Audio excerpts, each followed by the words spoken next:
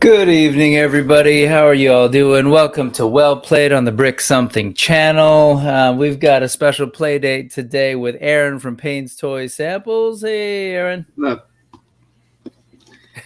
up? It is 6 o'clock my time over on the West Coast and 8 o'clock your time, yeah? Yep.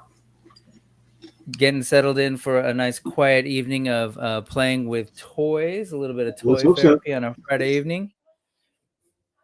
Cool. Hope everybody else is doing well, and thank you so much for joining us tonight. We've got Thanos Copter in the house. Hey, everybody. Nolan, what's going on? And Scott saw me sort of asking questions on the Cabal a little bit, sort of in preparation for the hot tub toy machine today. And yeah, hope you all are doing well. I believe tonight we're getting some we're going wild with some animals, yeah? Yes. Very much so. Yes. Ooh, actually, I'm about to try something real quick. Look at that. Yeah, you show them what you've got. Show us in box, and then I'm gonna do something with my Wi-Fi, and if I go away, I'll be back. Oh, it worked. I'm still here. All right. So you've got 3 new ones. So you actually, these are 3 new additions. Yeah, the whole wave. I hope that's not a secret to anybody over there. You've got the whole wave officially, huh? He gave me he was like, I haven't gotten any of mine, and you got all of them. I feel bad because I was like late to the party. Man, I feel super bad. Adam's a big kidult, so highly articulated. I know that he can ultimately hang. He's got a lot of self-discipline and self-control and likes to keep the fun. But man, that guy has been rolling hard for Animal Wars of the Kingdom. So yeah, I definitely feel bad as well. Ooh, we got some new folks joining us. Hey, Michael, ¿cómo está? Michael Cagayat. Good evening. And we got Argent K. Someone may be impersonating Argent K in these toy chats. Okay. Well, then I suppose you will not be sending me that big check that you promised, but all good. Okay. Well, it's worse, Eh. Folks you kind of made it. Sorry, you're sort of cutting in and out, Aaron. What compliment kind of thing. You're doing it. Yeah, you're doing it's kind of an offhanded compliment. Then if it's you're so. I think we're having a little bit of a lagging issue, but I think we'll work our way through it. Okay, so the let's see what other. Oh, apparently Michael's also been enabled and bullied into AWOC. No, man, Mike. Yeah, we know that Adam just loves what he loves, and he knows good stuff when he sees it. So that's actually how I met Highly Articulated, was through a video that I had done, an early issue of Brick Something, and so it was kind of cool pretty early on to kind of identify the folks who were rolling hard for this line. Okay, wait, let's take a look at this. I absolutely love that shield. Let me see if I can get you in on there. Yeah, I love that shield. So this is the Cobalt, is that right? Yeah, I got the Cobalt kit. Cool. I got that, and I got the clip since then. I got that one too, just for the guns. Nice. You and I have the exact same. It sounds like we're sharing a brain, man, because those are the 2 weapon sets that I got too. Did you get any more? No. I mean, those are cool. I mean, you can't beat that. Nope. Look at that. That is fantastic. That's the famous monkey kite shield. Just love the shields. This mace is awesome. I mean, that's a hefty boy. Hefty boy. Yeah. Okay, so and you're not the only one. We got Scott also, who is going to be opening up his weapons packs. Right on, Scott. Which ones did you get? Scott? Did you fall for the same things I did? So, and Aaron and I went for.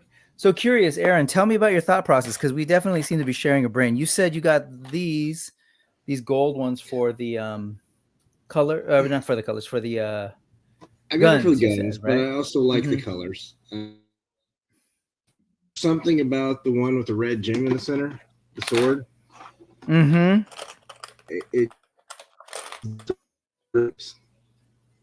does it not? Does it not give you kind of sort of omen vibes? Oh, it absolutely gives me sort of omens. I was posing him up with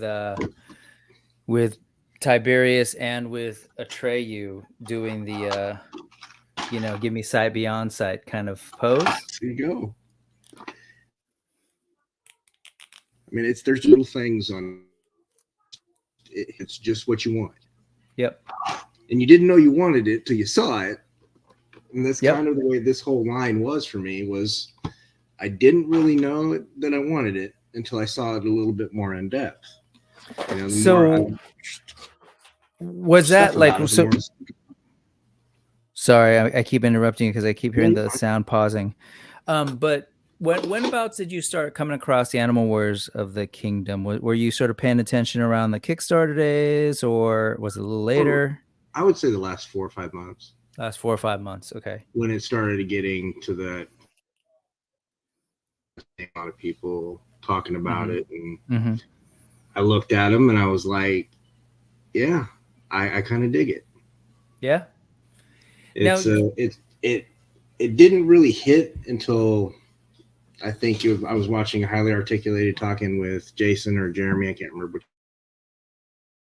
which one, and they went off what they had, and I was like, okay, yeah, I can dig that. That's something that I would go really well with my fantasy section, with my Masterverse and with my Thundercats, and it kind of was thematically, tied to that, but didn't have that nostalgia. I didn't know that I really would want them until I got those first ones in hand and opened them last week. Once I opened them, it was like, yeah, I gotta get the rest of them. At least this way. And we'll see about the next wave when it comes down the line a little bit, but space. So for the folks that may not have seen you last week, you opened last week Pale, right? I opened Pale, I opened Chennari, Legionnaire, and Kali. Kali, okay, got it. So today you've got I saw Tiberius in there, the tiger. I got Tiberius, I got Revanger, and I got Atreyu. Got it. Awesome. And this is the one that I really, really dug. I mean, really? Are you kidding? That is fantastic. Yes. I can dig that. See, exactly. It's perfect. Yeah, that's why I figured if you're going to open, like, let's look at them. And so I opened them last week too, but I'd love to just sort of hear people talking about them. And then later tonight, as sort of advertised, I'll do a little bit of the hot tub toy machine and get these. See, the thing was, when I ordered him with my first set. But there was an error. That's right. And they sent the Chennari Legionnaire instead. That's right. So when they fixed the error, I went ahead and ordered the rest of the thing. Because, I mean, seriously? Yeah. I mean, honestly. It's beautiful. So were you a big animal person growing up? I guess a little bit. There's, there was always dogs in the house. So it was, dogs. Not really was not a cat person until my daughter brought home a cat when she was 20, I think, if I remember right, when the cat came. So no mandrills or chimpanzees? No. I mean, obviously I was not a Cats fan as a kid. Yeah. So if I had 3 toy lines, first was Joe, next one was Motu, and the third one was most definitely Thundercats. Got it. Those were my toy lines. It feels like a natural extension of that. Yep. Just a little more articulated. Yeah, absolutely. I've sort of been, I mean, the animal thing feels pretty universal. I mean, if you look back at sort of the pop culture that we grew up with, I kind of forget roughly what age you're at, but I was born in 76. And so, Okay. So yeah, just like, you know, everything from say Mickey Mouse, right, to um all of the geez, like a lot of the nursery rhymes and fairy tales to, Well, lots of you know, anthropomorphic stuff. I mean, yeah. there's Yeah. Thundercat, Silver Yep. Yep. Hawks, Yeah, I feel like those are the ones that I kind of like dinosaurs. eventually. Yep, those are the ones like I kind of graduated to, right? But it Yeah, was sort of like in the beginning it was like Monchichi was the thing when I was a little kid. yeah, I Um can remember those. Monchichi, Monchichi. And yeah, man, it was all of those things. And then even like what Shirt Tails and Care Bears, those were like little kid cartoons, Gummy Bears, and I can then remember. um yep. And then of course, like you said, Thundercats, and then we got what Tiger Sharks and geez, what else, right? And then you've got the, you know, I was on Largo on his show, Beasties and Baddies. What's up, Largo? And we were talking all about sort of like animal, like anthropomorphic beastie creatures, everything from say Ukla from Thunder the Barbarian to, you know, Oh yeah, Thunder. Well, and you got Dungeons and Dragons. You got yep, all of yep, those things where there's yep, beasts, monsters, yep. you know, magic, And there's just fantasy. something, yeah, there's just something to that, right? That kids gravitate towards, and then you know, it's not like we necessarily grow out of it. And so the idea of these animals coming to life, right? I don't know about you, I was a big Planet of the Apes guy too. Loved those, you know, damn dirty apes, and I was all about it. So here we got Jeremy coming in, sorry, Jason, and then Jeremy with the board game coming in with these apes, right? And what do we got? We got the felines. We've got giant elephant in there. We've got a crow, a raven in there. There's all sorts of Nice animals, at least variety. in the comics. Yep. Yeah, there's a nice Yep. variety, even in the figures too. I mean, Yep. yeah, we've got a couple different factions, and Yep. you've got some they don't all. I mean, you could easily make them look all the same. Mm-hmm. I mean, it still would look good, but it wouldn't be this. I It mean, wouldn't be this, right? Even if you got these two guys who are the sort of apes, right? But they've got their yeah, own unique look, and the factions have their different armor and all that. It's really such an imaginative kind of like world, and these characters are great, right? Including exactly. Those are actually with my Thundercats display currently. Pale is and Kyle with my Serpentor. and that works, right? Because Serpentor is a larger classified Yeah, figure, right? yeah, yeah. But it would work either way. I mean, I would make it work. It's like I played with as a kid. All of my toys played together. It wasn't a Yep. oh well, this Yep. is Star Wars, so it can't mix with GI Joe. This is a Thunder. Now, as a kid, you just made up stories. Yep. I think we kind of forget that as adults. It doesn't have to be rigid. No. It can be dynamic. And I think I've always sort of embraced that, because I think, I've got a little bit of like, I've never been a big completist. I don't think I've ever been in a position to just say I'm going to stick to one line and complete it. And I think that's real, like, that's been hard for me. And we'll get a little bit into, I kind of want to talk to you a little bit, as I kind of put in the description, around the notion of sort of toy therapy and the idea of like where as adults, this little hobby of ours sort of falls in life. But And for me, I I try think not to put too many rules on it, well, it isn't just about rules. I think really, if we're talking about toys, what do they mean to you? Right. Yep. What are Yep. they doing for you that changes the dynamic for you? Yep. Are they simply that stress reliever, or is it something more dynamic for you? Is it something where Yep. you're using it to manage things? For me, I do multiple different things with my toys. It may be playing with them, posing them, putting them, doing photography, building a dio for them, doing a custom Yep. figure. I mean, it's any of those things we would call toys. For me, is therapeutic. It Yeah. allows me to my head, because my head is honestly, it's a constant loop. Have some take me away from what's going on in my head for at least a little while. Mm-hmm. With everything else going on, I would probably go insane. There's definitely a lot going on. And you know, I just came back from a trip down to Southern California, and that's where I grew up. And you know, my parents are getting up there in age and in that complicated stage of life, right? Where things get a little bit heavy sometimes.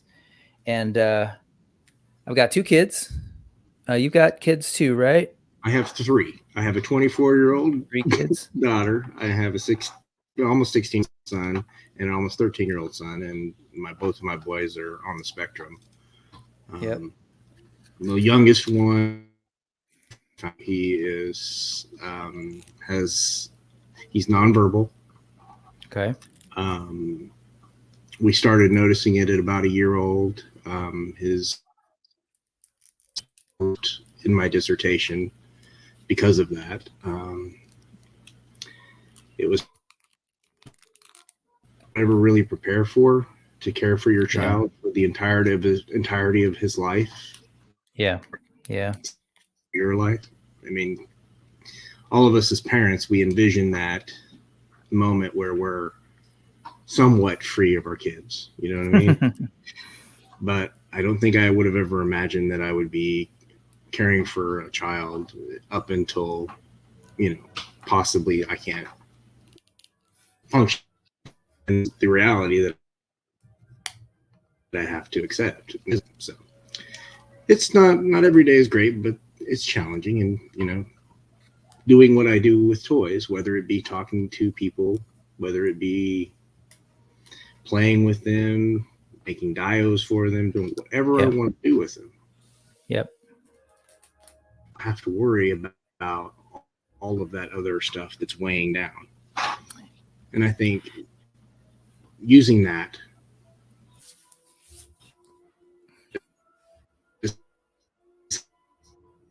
helped immensely twice after almost 22 years. Yeah. So I think the last toy I bought was right around 2000. I missed that. Sorry, you're cutting in and out real quick. What were you saying? You're starting to say about, I heard G.I. Joe around 2000. What was that? Started back collecting with G.I. Joe, and then it's kind of morphed from there.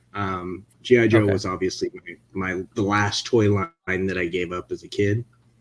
Mm-hmm.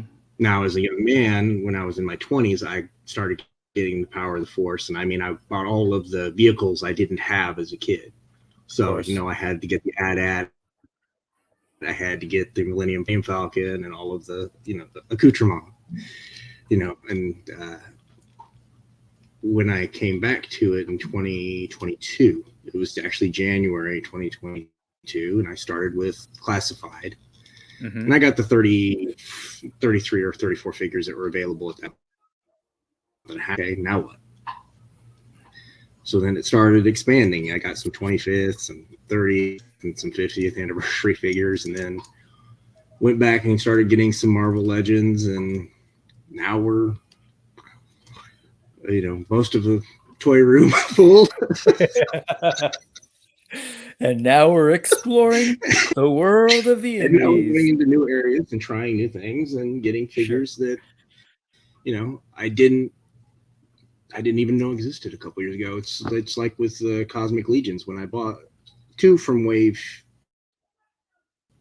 2, I sight unseen just kind of went, oh, those look cool. Let me go get those. So that's kind of the way that I've been with it. If it looks cool and it's something that, if if it ends up happening where I don't like it, it's a little bit of money. Yep. It is money. And, we spend money. It's the notion of sort of self-care, right? You gotta, sometimes, we got to save for important things. Absolutely. But we also got to spend on important things, including things that sort of bring us joy and kind of help us get through. And from what I'm getting from you, there's definitely the sort of collection habit, right? Of sort of like, oh, these are things that I enjoyed as a kid. But it's also, I've always gotten this vibe from you that I try and sort of embrace this, like, we appreciate these things, right, as sort of art objects. And then you also are creating with these things sort of alongside, as you said, sort of customizing and working on dios and stuff, right? So it becomes this real like truly like we were throwing the word therapeutic around, but like as a way to whether it's relaxation or some kind of mindfulness activity, and also like stir the imagination and just sort of flex some of those art skills. I don't know if you consider yourself much of like an artist outside of the toy thing, or because I've met some people who are like, no, I'm not an artist. And then they go around and take like amazing photos and, and end up creating sculptures with dioramas. Like what's your deal when it comes to that? My thing is more like, I like learning new things. So I can somewhat draw. I mean, restore paintings with my, basically he's not really, because they're not married. They've been together for 30 years. So I do work for him. I restore paintings. We do restore bronzes. We do all of that stuff. So that's kind of my everyday. Add that the fact that I run all of his, point of sale internet. I set up his shop, designed everything, that the way it looks, the way it moves, the interfaces and stuff that he does. So it was one of those things where, I picked up these skills in the last 6-7 years, but I haven't used them in a long time. So, and it sparked some imagination. It brought joy. Yeah, it had been a while since I'd really genuinely felt joy. And I think for a lot of people, we forget this should be fun. Yeah. If it's not fun, why are you doing it? 100%. 100%. And also, go ahead. If all I want to do is complain, I don't understand why you're doing it. I mean, I get it if you want to do it for clickbait, but it should be fun. Absolutely. Here on the channel, I try and keep it fun. I try, there's a little, I do have a very serious side. That's why I kind of like talking about the sort of like Toypherapy stuff, or talking about, how challenging things can be, and how with toys, it can be kind of a way to either escape or to get your mind on something else, or as you point out, like to flex some creativity and learn new things, right? Like here I am sitting in essentially what is like the 21st century version of a little mini TV studio, right? And we're broadcasting in front of a live studio audience while also just sort of hanging out with people virtually. Like if I were able to tell my I don't know, 20-year-old self even that was something that you'd be doing someday, you would have laughed at me, right? And that's pretty crazy. Like we're doing that. Yeah. And I think the thing is that we can reach out now, people that are like-minded and similar-minded, and we can find communities where we're not the misfit. Yep. Absolutely. Which is amazing, because that was the case when I was, say, a teenager, and then going home and playing with my G.I. Joes, or looking at, swooshing a ship, and then pretending to be cool and like, whatever, go to a high school dance or something, right? It was kind of this thing. Now it's just like, yeah, dude, check out my YouTube channel where I play with toys. Cool. So the thing is that I think when we're at that teenage time, it's more of the possibility of embarrassment. Yeah. Because, as we've gotten older, we've kind of gone to the I don't care what you think of me attitude. I mean, I'm going to be me. Yeah. I'm going to be me. If someone likes me, that's okay too. Yeah. And I also think things are a little bit more this kind of like pop cultural, the sci-fi thing, the fantasy thing are much more in the zeitgeist now, so that they're a lot more acceptable. Real quick, I want to go to the chat a little. Largo saying toys are art and imagination in motion. 100%. I think especially as we sort of move towards, say, the digital world. There's something about the tangibility of these toys and kind of looking at them as sort of little sculptures that start off probably as a 2D sketch somewhere and then get translated to 3D, and they get engineered for posing and all that, and and get sort of sculpted. Yeah, I mean, I think we kind of forget that, based on our childhood, and that evolution is fascinating joints. There's positions that we can do with figures nowadays that as kids, that wasn't going to happen. It was broken. And then it would happen. But, it's a very different world. Yeah, look at that. Look at that with the two arms. There's just so much articulation, so many good things. Yep. In the feel. Yep. It feels, explain that other than that, it doesn't feel like this is gonna be bad. I'm gonna do it for a second. This at the knees makes me insane. That's Legends, yeah. Yeah. And this is a brand new Legend. Yeah. Not in this week, but his knees, they're the double jointed just like those, but this can do that. And I'm not even trying. Yeah. That's not good. Yeah. I can't do that. I need stability. Yeah. That frightens me. That's like I'm gonna snap that thing off if I just do a little bit of testing on the top. Yeah, I am sort of wondering what's gonna happen with those in the long run, right?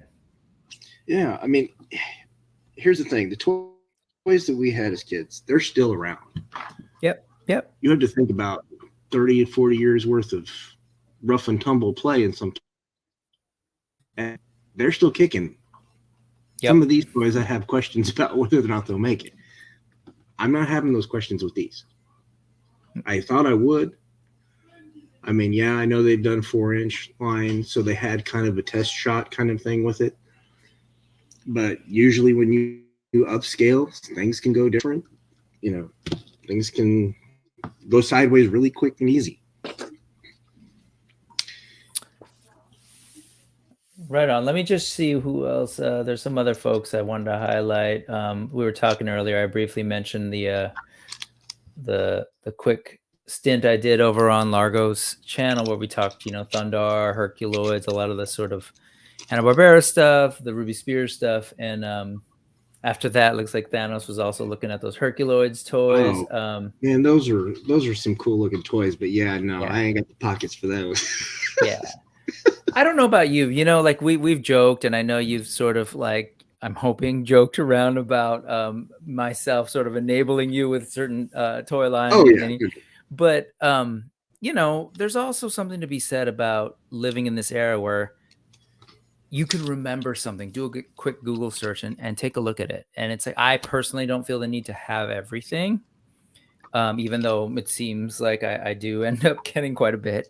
But, some of those things I can just sort of look at and enjoy and be thrilled. And hopefully, if they were ever to do a 7-inch line or something that can fit in with some of these toys that I've got, then I'd be in big trouble. But it is amazing to me. I can appreciate stuff from a distance. I have to. Yes. Yeah. Honestly, I could get into a lot of trouble really quick, really easy. Yep. Some of those Mythic Legions, I would go back and I would be hand over fist on them. Let's be realistic about it. Yeah. But I picked the 3. I've got probably 2 more in my pile of loot, I think. That'll be shipped out sometime in the next couple of weeks. So I'm not going crazy. Yeah, you got to draw. Trying to be conservative with them. I'm getting the ones that kind of really speak to me. Like I've got the Stratos, and of course I did all in on the Cosmic Legions today because there's 2. You're talking the newest wave. Yeah, I went all in this morning. I was just like, as soon as it opened, I was like, okay, fine. Like you got me 2 homages and Yeah, that's where you got to be careful, right? We've got the Toypherapy, right? The notion of sort of using these toys as a way to enjoy and play and be creative. And then there's the retail therapy of just like buying and buying, right? And so you got to sort of be careful a little bit. And my thing with that is that's, part of the reason, honestly, Aaron, the reason I created the channel was to give me another concrete reason to engage with these things and, take pictures of them, do the channel with them, talk about them, to spend a little bit more time with them rather than just buy, and then throw them in a, Yeah, it's really easy to buy. Because if I go and see clearance, I'm in trouble. Clearance is my true weakness. Yeah. This week has been rough. Yeah, you had a haul. I saw that. I mean, little clearance problem. As you said, they're on clearance, so yeah, but the thing is that that'll cover my clearance. I won't be buying any more clearance for the next 2 months. Right. So it took care of that. It's like, oh yeah, I don't have that money now, so it's gone. Sorry, I've had this up for a while. Argent K is asking, when are they doing a Thunder line? And you know what? That's a fantastic question. I don't know who has that license right now, but I'm all for it. Yeah, man, I'm all for it. It's like the half naked barbarians are having their day in the sun right now.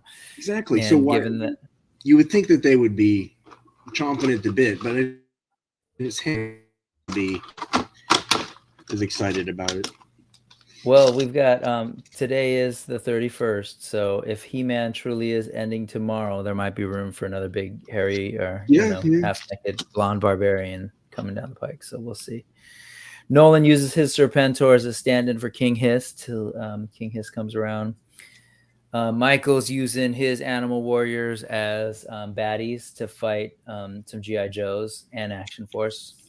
My brother's a big. I have them kind of in both places because I have 2 of them with Serpentor, and Pale is up with Lion-O and the Thundercat. So I think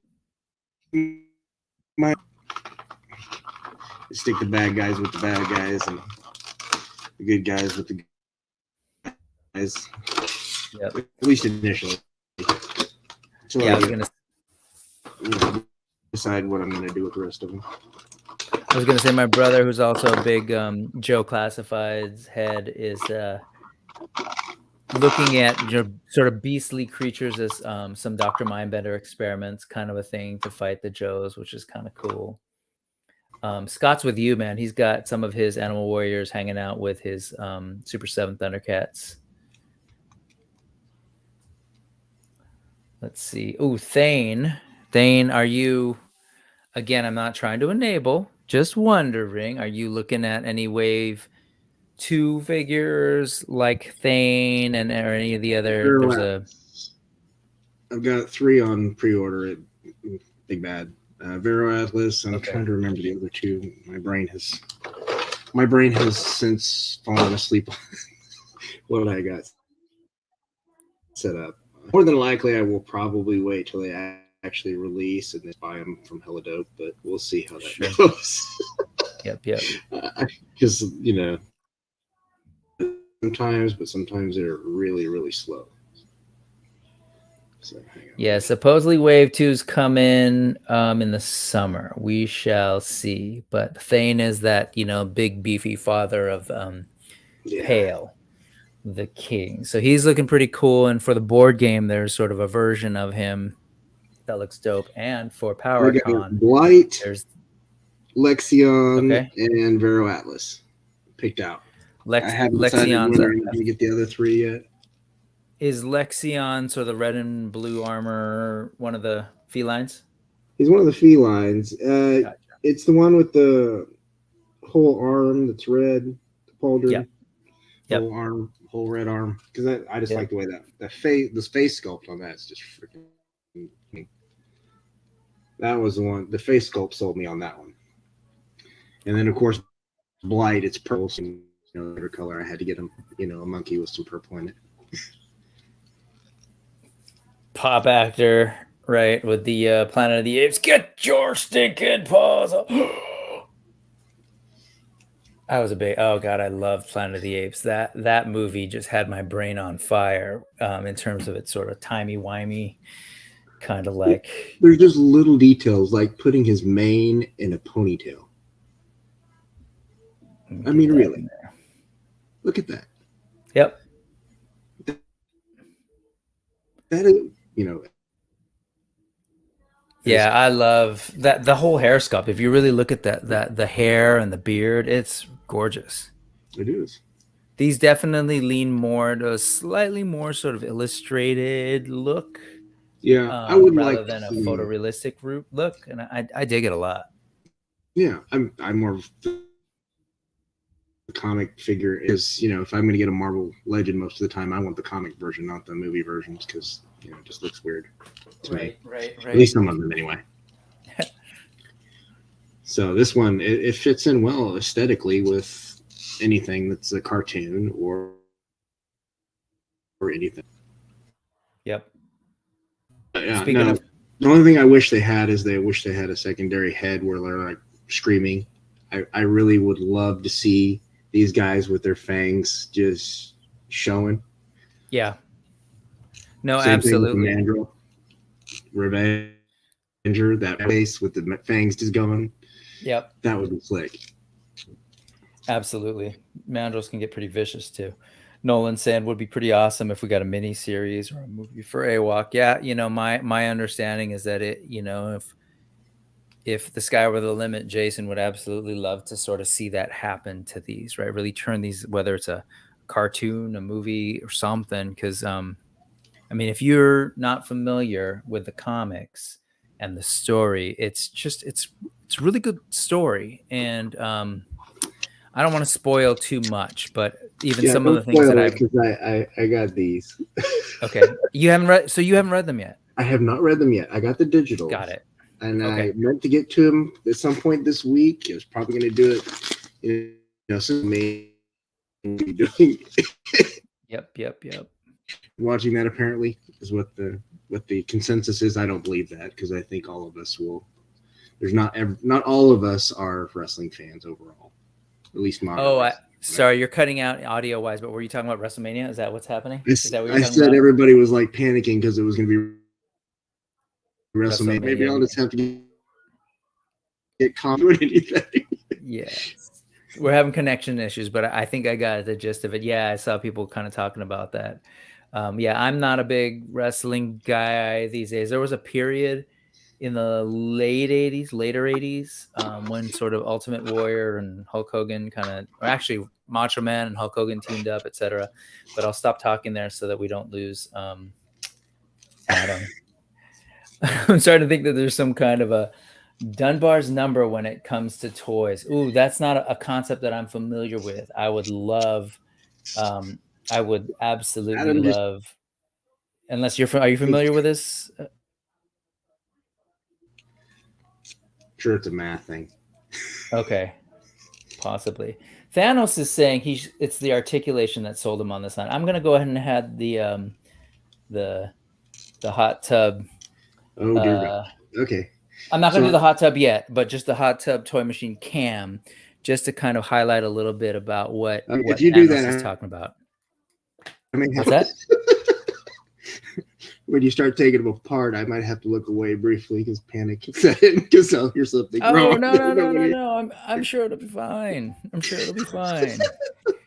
No. I've already taken them apart, just so you know. If you saw the thumbnail for this, I already got this guy naked. And if you were wondering, because some people were, well, you know what? I'll talk about that in a second, because some people were wondering how I got their sort of naked torsos. But I want to talk a little bit about Thanos's comment. So the articulation, right? So Thanos is absolutely right. There's the articulation on these is something pretty special for other figures in this sort of scale right now. There are other lines, G.I. Joe in particular. I'm not a collector, but I've handled a couple. I've got, my brother's a big classified fan, so that's who I've sort of mainly been able to like mess with his toys, and I love them. I actually own a couple. I think I've got a Destro, and I mean I've got the movie Baroness.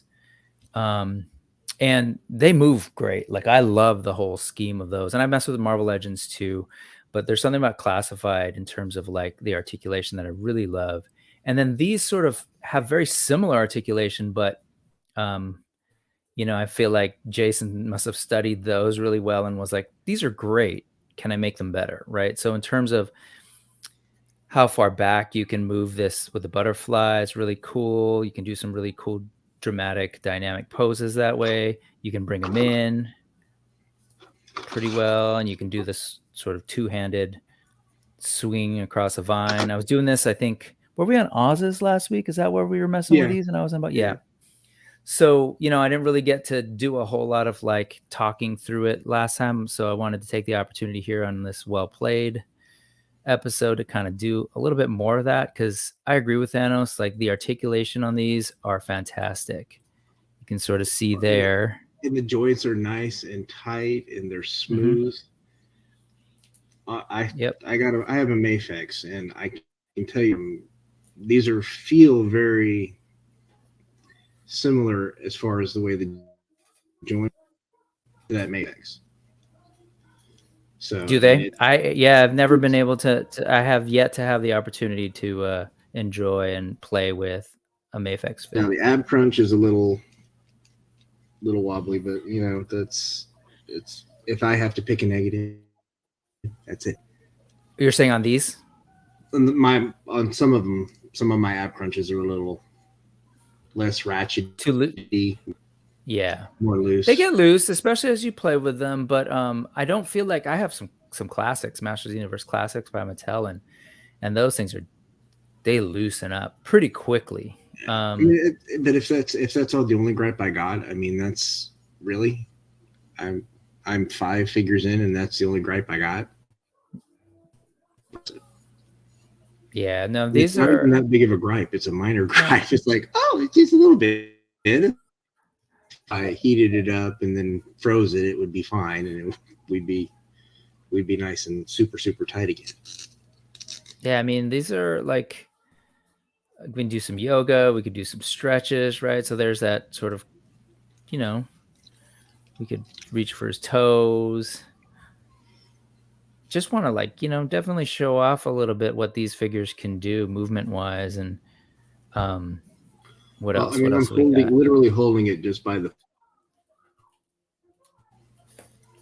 Sorry, say that again.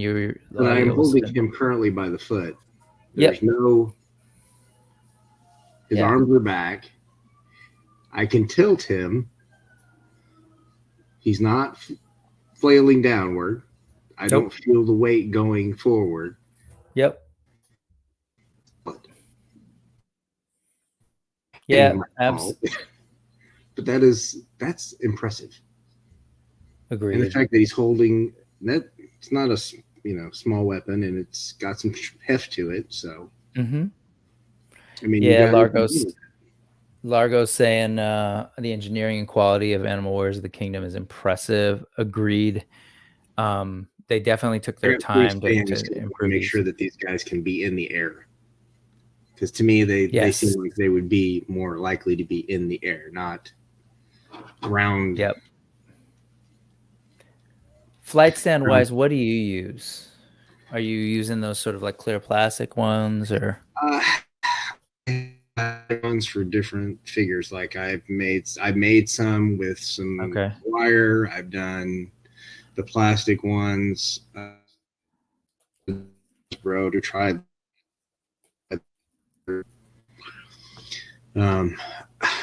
Honestly, it's whatever you can get to work. I mean, really, the wire ones work the best, but obviously it's wire. You're gonna have to get a little weighted, whatever, to hold it down.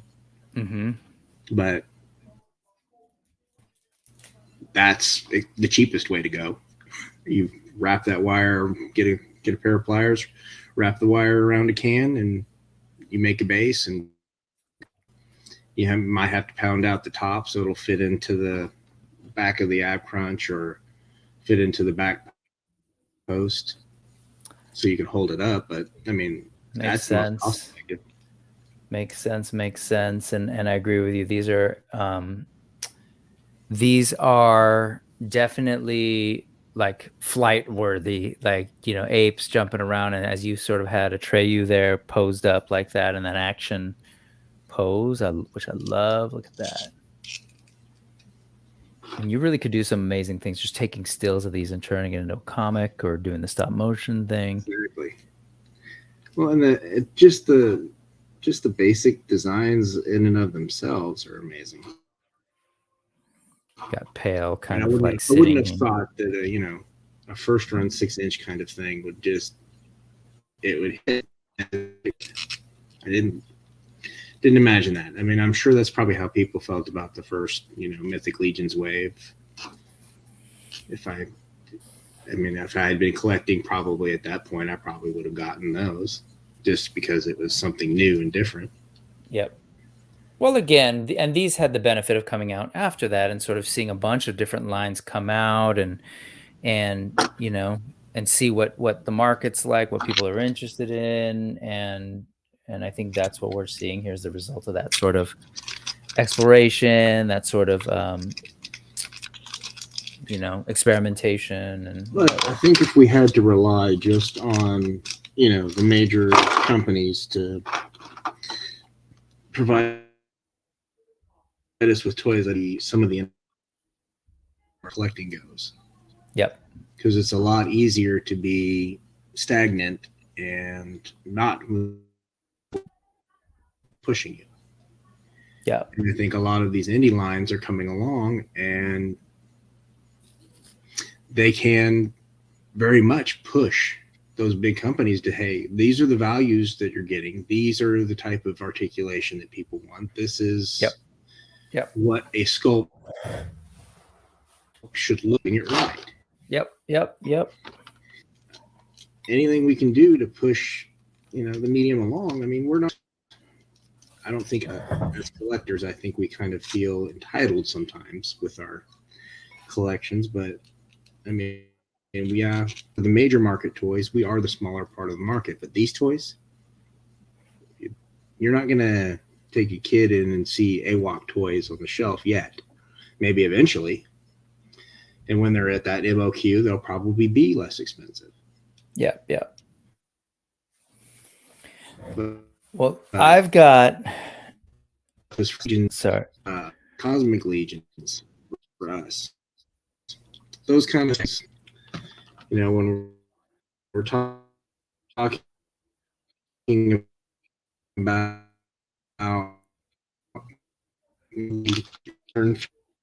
it's not those doing the backer kits and Savage Crucible. No too many kids who got $300-400 to just swing it to back those right. So, I mean, this is the collector part of the market. Right. I know your connection is a little bit laggy tonight, more than usual, I think. It always is. Yeah. I have the best internet that they offer in my area, and it still sucks. Highly articulated saying Lexion is basically a pirate. We're gonna, you'll see those as you're. My laptop. Where's this? Crappy internet. Oh wow, I'm super behind. Okay, let me tear through and sort of see what's going on here, and then I'll probably get to hot tub toy machine time. So folks were asking about the comic books. So Scott's wondering when issue 4 is dropping, because issue 3 there was some pretty exciting developments there, and looking for. Yeah, I'm kind of wondering what's going to happen next. Everything's done, and as Adam points out here, but no date yet. Oh, coloring's not done. Okay, so there's still some production to be done. Let's see. Quip, what up? Let's see. John was here too, by the way. He came in earlier. I showed. Good to see you, John, figuratively speaking.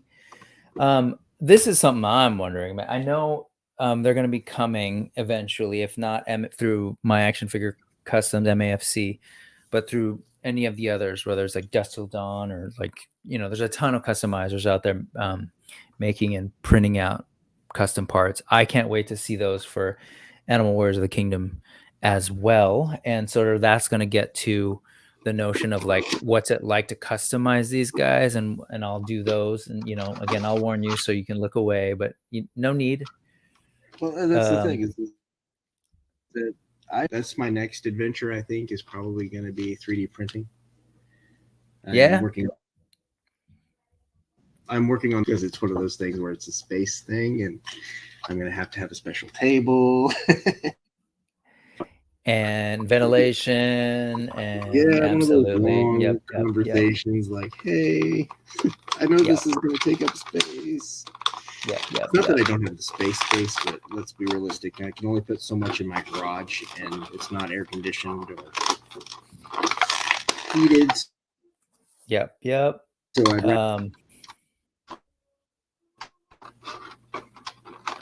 Thanos is saying, I think we need a new Cartoon Network, like a streaming service that goes deep on animation and invests heavily on new adult-oriented animation.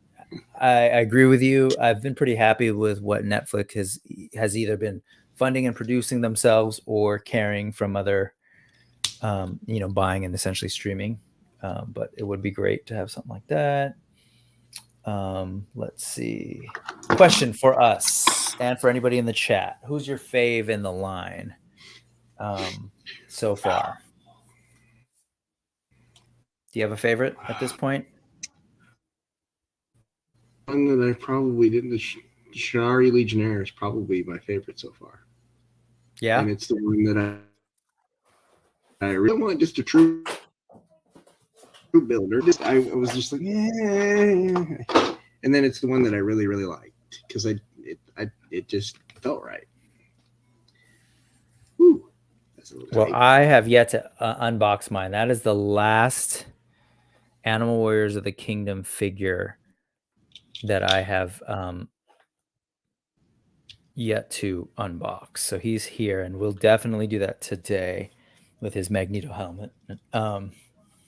So yes, I'm really curious about that. His head looks amazing. And the body's essentially the same as some of the other apes, especially the Ravager, but really cool color. We'll take a look at that in a second. I've got this. For me, I still think it's Tiberius. I think I said that last week as well. And I think it's just the colors, the way the sort of like this head sculpt with the face. Yeah, man. I don't know. I love that face. There's just there's something like mischievous about this head sculpt. And of course that crossbow. Yep. That is slick. Yep. But they're all really great, man. I fell in love just taking pictures of Kali. I made a little trading card of him, kind of getting him in this sort of like imperial pose. And they all have personalities, which I love. That said, I'm was that? I think I would have felt some serious FOMO if I hadn't gotten them. Yeah. I tried. I really honestly, earnestly tried to not get all of them. And I think the one where I was like, I think I skipped out on one of the primitives. What are they called? The something primitives. Basically the feral primitives. I think that's what they're called. The bit more plain figs. And I didn't get Vero Atlas actually, and then I did. So, but through BBTS later, right? I didn't get it through Backer Kit at the time. That's the good thing about these is unlike Mythic, if you miss it, Mythic you're going to pay about $20. Yeah. Allison, what's going on, Allison? Good to see you. Thank you for joining us today. Thanos says, I like G.I. Joe, loved them as a kid, but my heart and imagination is in fantasy primarily. Yeah, I think for me, there's definitely something about fantasy that's always hit me, whether it was, and I've always loved the mix of sci-fi and fantasy with, for me, a little bit more leaning on the fantasy end rather than the, say, like, The Expanse, right? Kind of like hard science fiction, which I love and I dig, but I definitely lean more on the fantasy side, which is why I think Star Wars kind of hits a nice sweet spot for me, with the more fantastic elements. But if I were to lean even more into the sort of traditional sort of fantasy with sort of the, I guess Star Wars has laser swords, but really the Masters of the Universe, the Sectars was a big one for me as a kid. Just this notion of like, giant bugs and the one that was Supernaturals. That's what the other one. Supernatural. I never got. I think my brother ended up grabbing 2 when he was in college, and I just sort of played with them. But they looked awesome. But they were. It was all that kind of that high fantasy. Yeah. When we were kids, the only Lord of the Rings, the animated one, and it is what it is. It's not bad. It's just it leaves a lot of the story out. For the sake of expediency. Yeah. Storm Collectibles stands are good for larger figures. I got to check those out. I don't know that I've seen them, but I've generally been using these NECA. As a friend chimed in one time, I was like, "Why are your figures on petri dishes?" But that's what I've been using. Well, there's Marauder Gun Runners. They make a 6-inch stand. Mm-hmm. It looks like a little puzzle. It works great for most of the 6-inch, most of the 7-inch figures, and it takes up a third, and it only goes on 1 foot. So it takes up a third of the space because between my the NECA side, I would have literally no shelf space. Right. I tried. Let's see. I tried smalljoes.com. I got theirs, and theirs are like big hexagonal. Stands. They work great. They're just really big. And then the tried gridiron. Okay, just wasn't still a little bit too big for me. Yep. You really can't do dynamic poses with that big piece of rectangular plastic just hanging out on the foot wherever I go. Yep. But the ones that I found are the Marauders Gun Runners that seem to be the best as far as just a plain stand, not a flight stand. A flight stand. I'll check them out. I got some cheap. I'll check Marauders out. I'm curious, but these are pretty easy to find, and I do like the big wide base, and I like the pretty see through. But flight stands, I've gotten some that were a little bit on the cheap side that didn't seem like they were going to last. And this is where you were bringing this up earlier, right? Yeah. For some reason, that guy's been coming up a lot. So I'm not going to spend too much time. Not Quip, but the guy who needed his parts left. Yeah. Clickbait king. I got you. It just, I guess, whatever works for them, I guess whatever makes them happy. I guess Michael was bringing up earlier that when you were talking about sort of like what it would have been like when Mythic Legions first came out, right? This notion that Mythic Legions walked so that AWOC could run. But yeah, the notion of that when Jason was trying to do a larger scale figure, he had the benefit of looking at how Mythic Legions were put together, engineering wise, design wise, how, even sort of like what was happening with Masterverse, although I think that he's probably developing these way before we saw. Well, here's the other thing. If you really think about the modern action figure, it started with McFarlane. Yes, no, absolutely. It did. We thought about sculpts, and the Four Horsemen. Yep.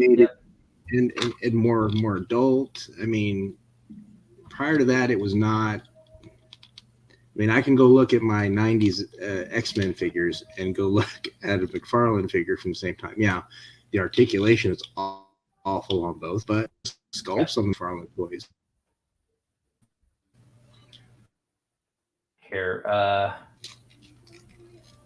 how am I going to do this? I want to show, there is a question here, and then I will get to the hot tub. So let's see. Where was that? Hulk 88. Throwing up the horns. Is saying, hey, what sorcery did you use to get that pick of the bear torso and the Chinari, the Ravager, and the and Kali. It was digital sorcery.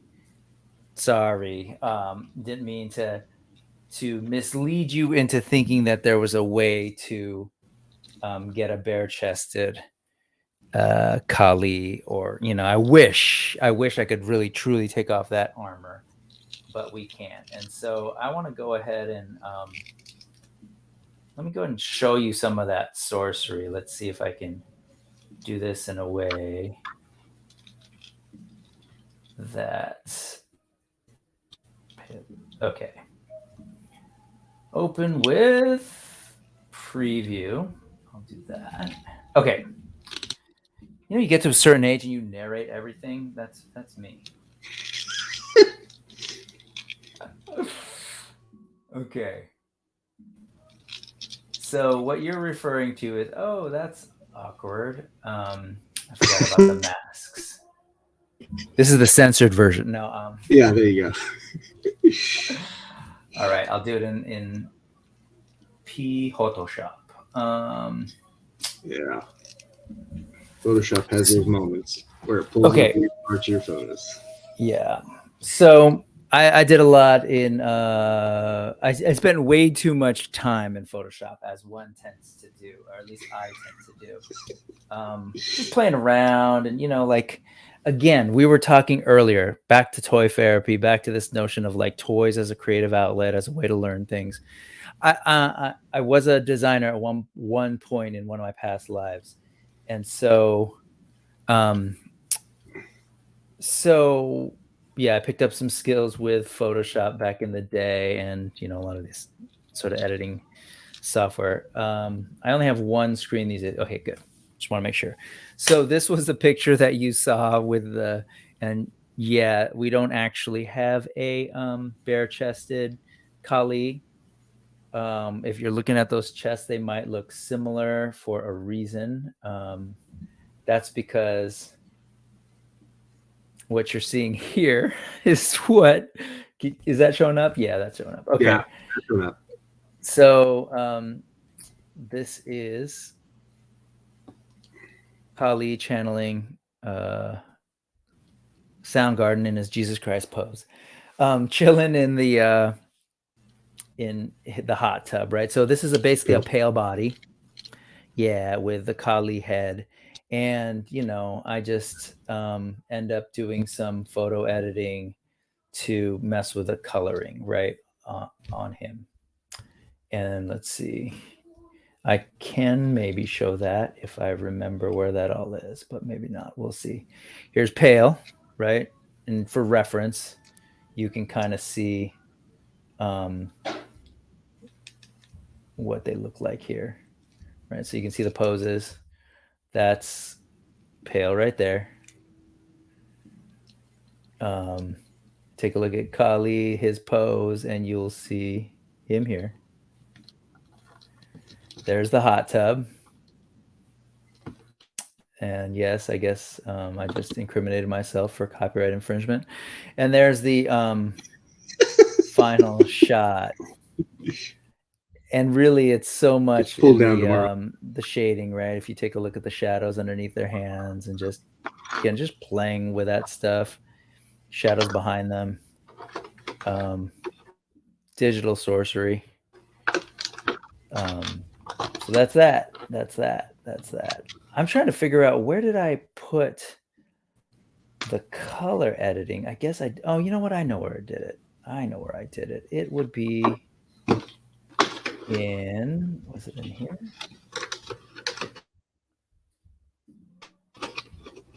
Here you go. All right. So let's take a look. You've got apes. You got a jungle. Again, incriminating myself for just grabbing photos on the images on the internet. Sorry.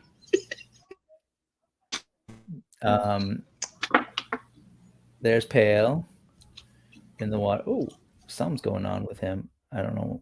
Whatever. Got the wrong. You got quite a few layers in that one. Yeah, I was just trying to find where I did the actual color. You know what? I probably did destructive editing, and I wasn't doing it along the way. But I masked these guys. I adjust the levels, adjust the saturation until I get it to match his body, and kind of just do that. But that's what I did. So I had a lot of fun with that this morning. So I'm glad that people enjoyed it. And I'm glad that somebody caught that there was some digital wizardry or some kind of sorcery going on in there. So yeah, so I said I just need the hot tub. yeah. Let's see. I'm gonna see if there's anything else going on in the chat before I get to the water. We've got highly articulated favorite is pale. You don't need the figures to base it. It's just purely on design, and what you're seeing was plenty enough to sort of just name him as your favorite. Eldor, good to see you. Greetings, good evening.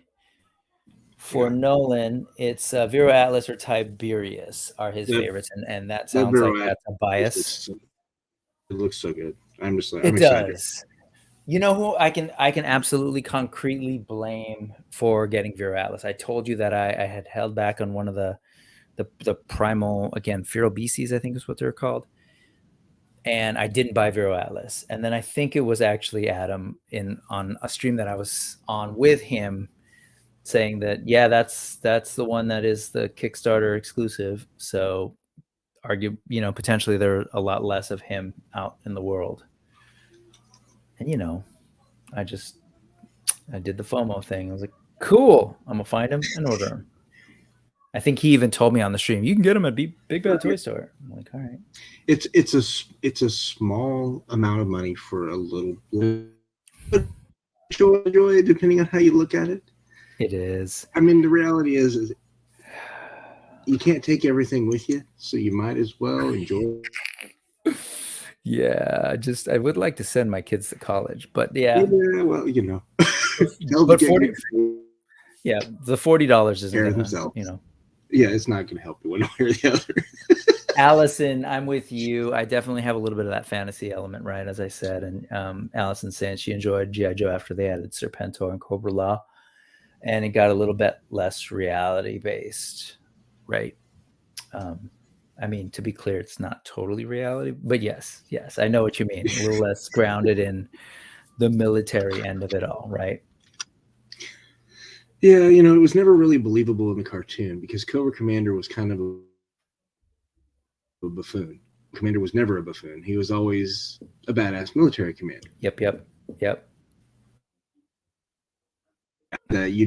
Nobody would follow him. Let's be honest. I mean, if that was who you thought was your leader, no one would follow you. If you were that bad, no one would follow you. I am going to bite my tongue because I want to make some commentary about people following buffoonish leaders, but well, there are plenty of people to follow bad leaders. But I'm just saying, realistically, I know.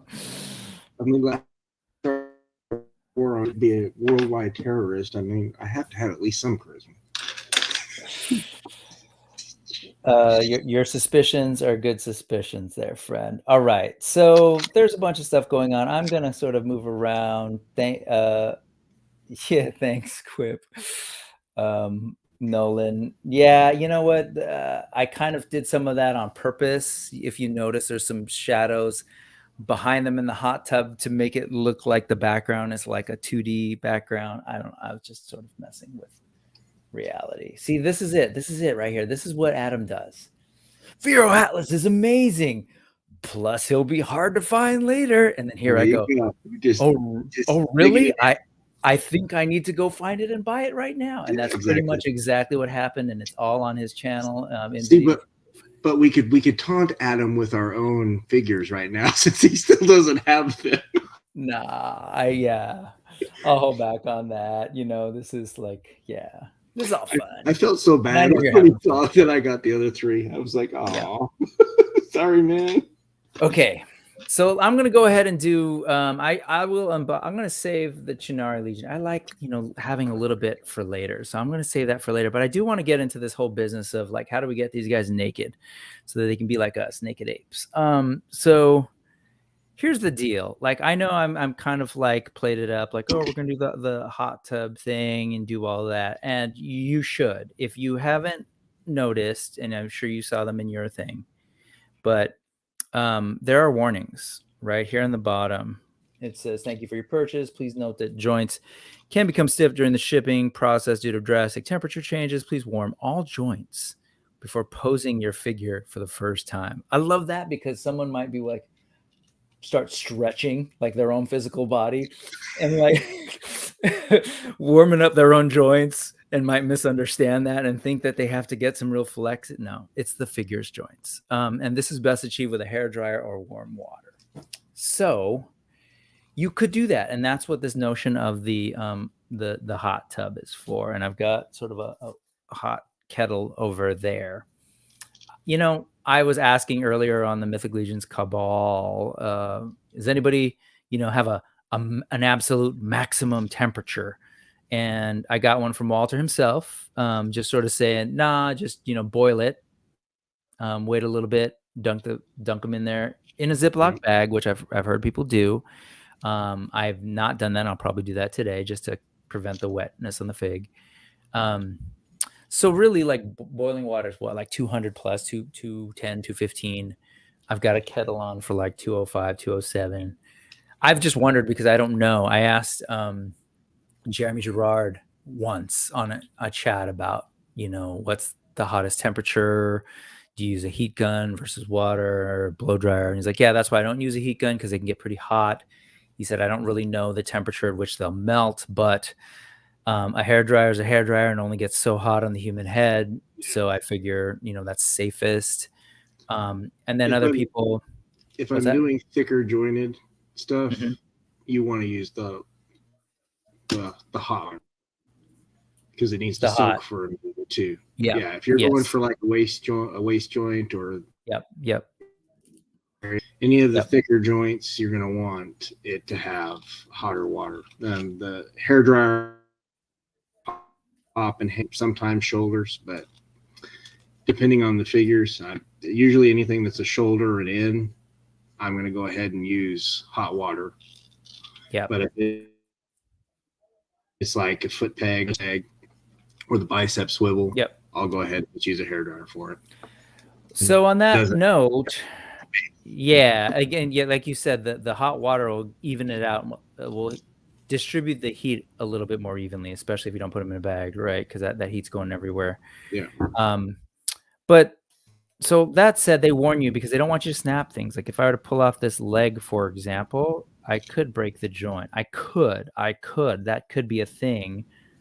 But see, look, there's a flex. I'm just doing it. I just did it. It didn't break. It could have broken. I want to be real clear, like your mileage may vary, and don't do as I do, maybe do as I say. But yeah. Don't do this while I do it. Yeah, exactly. So here you go, just to give you a sense, and that's don't do this at home. Here, let me show you what I'm doing. Yeah, let me be the idiot on the internet so that you don't have to. But yeah, here you go. Right, it's like it popped right out. Again, if I heated that, it would soften the plastic a little, get a little bit of flex, and then it could cool back down. It's just to prevent cracking, and I'm sure, yeah, that's the safest thing. But that said, at this point, you can get the ape a little bit more naked. Oh, my bad. Pale, are you good with this? Cool. Safe word is for and for real, like, to be serious, yeah, sorry, consent is no joking thing, but we get it. We're playing with toys. Okay, moving on. That's how these figures are constructed, right? So again, if you want to see, satisfying pop right there. Look at that. Just if you're wondering how these things are constructed, I think I could go, I believe, let's see. If I break a figure, I break a figure. This is for all the internet game. I'll be that guy. I'm going to close if I hear something crack. Did you see the idiot break his brand new Adult Warriors? Or sorry, Adult Warriors. That's where my brain is at right now. Animal Warriors of the Kingdom figures. But look at that thing. That looks amazing, man. There are worse if he likes to eat mine, so he got a hold of my dairy. You're cutting out, but I'm assuming you named your dog. Otherwise, if your No, children my are dog eating got it, a hold of my Daredevil. I got it. My Chitara last week. Uh-huh. So he's expensive right now. Let's see if there's anything in here. Is anybody freaking out? Hey, Rolando, what's going on, man? Good to see you. Good to see you. FOMO is a mother father, a mother funner, as I like to say. Boiling water is too hot. Hot damn. Call the police and the fireman. Boiling water is too hot. 3 minutes. Not quite boiling, but it's hot enough that I can get everything I need to get done. Mm-hmm. Yeah, Ziploc bag is a revelation. Figure stays dry, doesn't burn your hands. Yep. Okay, so I've kind of, here you go. This is the armor. So this leg armor is also removable, which I love about these figures, right? So in order to do those, I would have to get this foot off. And I spoke with Adam earlier, and he was saying that might be the second hardest thing to take off. Mm-hmm. So I'm gonna wait on that for a second. Here's his head, right? Again, you probably want to heat him up, but I'm a lazy bastard. So there you go. Check it out. There's his head in all its mohawked goodness. That's where we're at. That's what's going on underneath there. And this is cool because we can kind of see the ball joint. At this point, I can take this off. You can see his beautiful bare chest that became the bare chest of all my apes earlier. So really, what else would you like to take off on these guys except the armor? Oh, armor hands. So again, probably a good idea to heat up. Let's just say I did. You can kind of see where those are the 2 points that are sort of keeping it in with tension. And boom. We are getting this ape mostly naked. And then, so this, I want to say, is going to pop right off. I think it's there. Oh, look. Oh. Should. It looks like it's another dumbbell, though. Or a peg. Yeah, there's a little piece of plastic in there. Oh, that's okay. So there you go.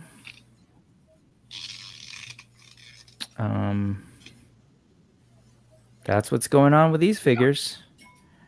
You don't want to. That extra dumbbell, that extra little bit of ab crunch too. So. Sorry, say that again. You're kind of doing the max headroom thing there for a second.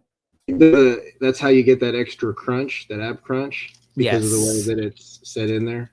Yep. You got this moving forward. Is that what you're saying?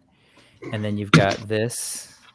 Well, I mean, literally, I can almost have my figure touching his head to his toes. Mm-hmm. Many other figures that I have that do that. So. Because you totally want to do that with all your figures, I know.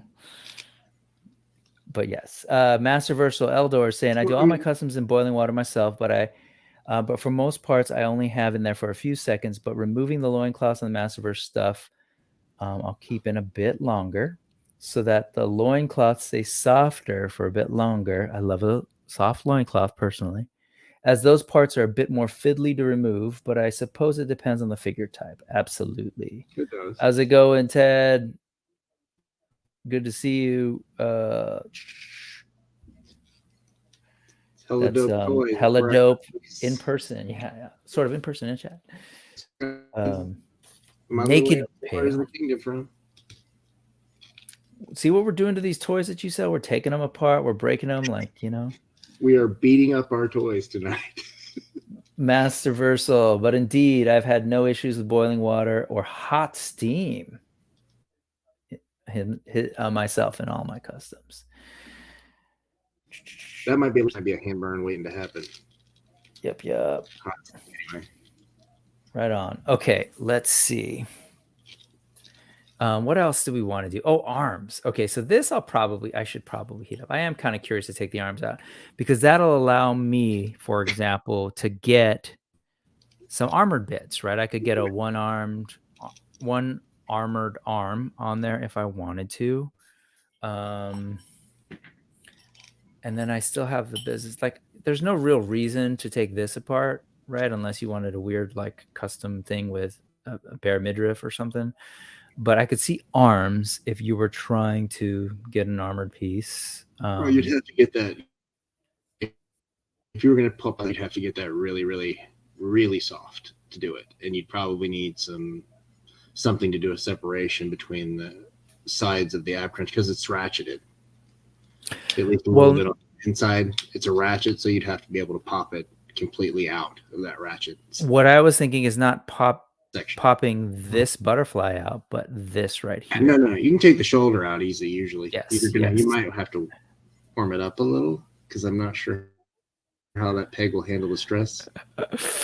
Here we go. Are you ready? Oh my god!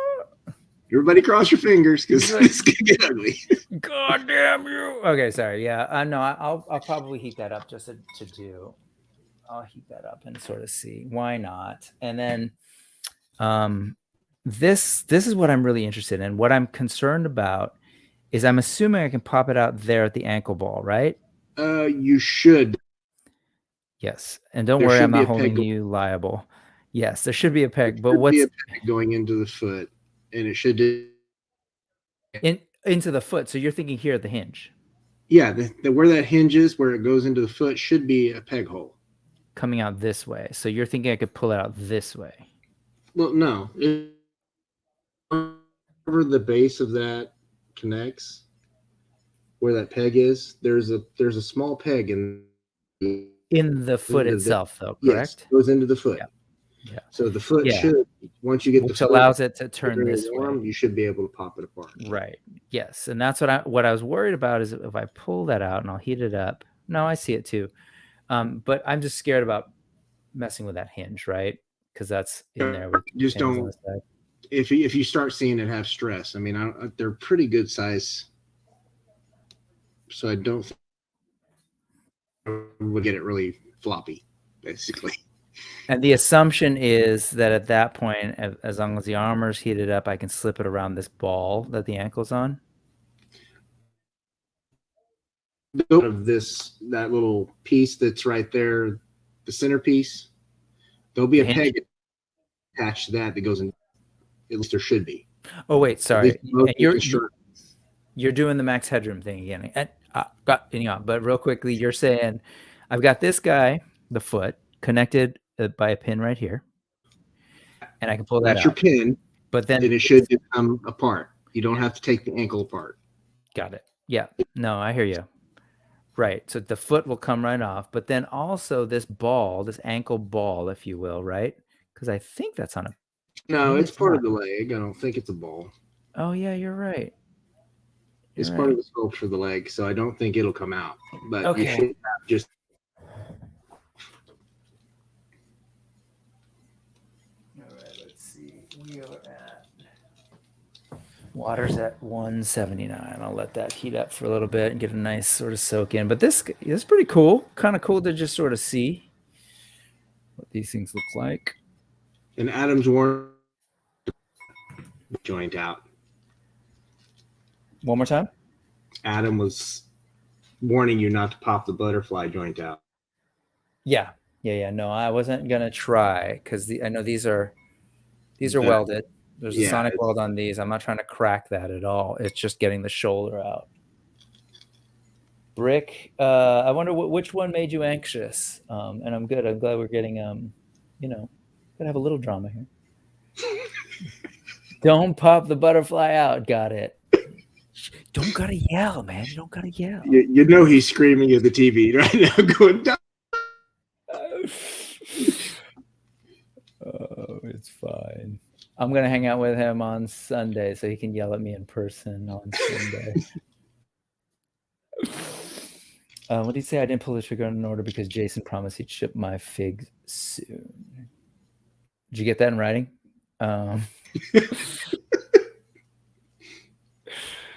Let's see. We understand how that is. We have restock coming. If you don't hear anything next Friday, hit us up. It could be a race between Hella Dope and Spero. Look at that. That's like a swimming lesson right here. Look at that. This is for the butterfly stroke, right? Uh-huh. Okay, here we go. I've got 212-degree water. Don't burn your hands. Up in her.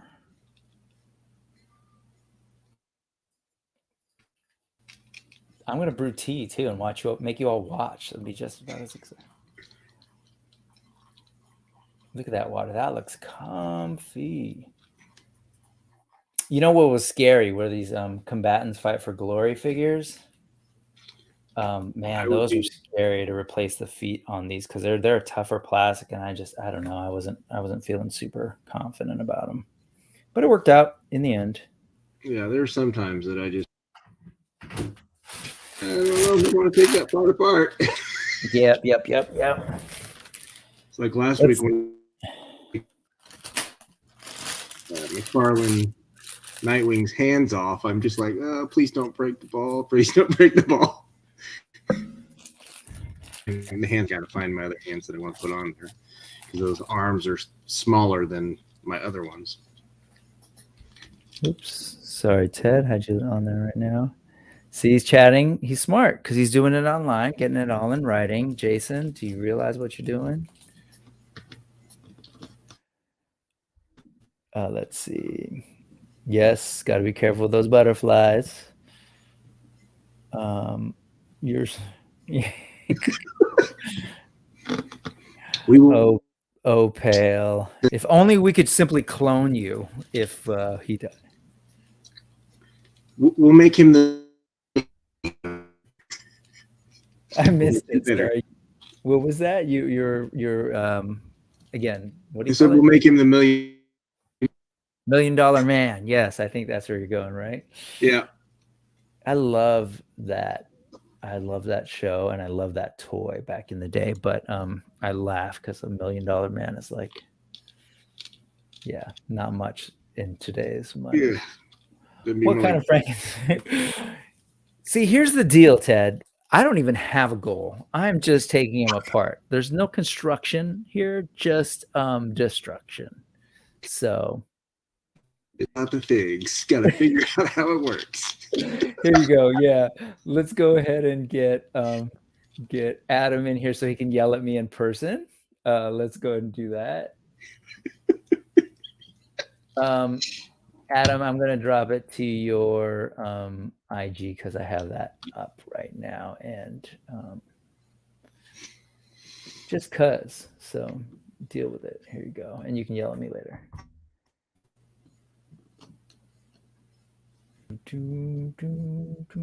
All right, I'm gonna drop his leg in there and let that heat. By the way.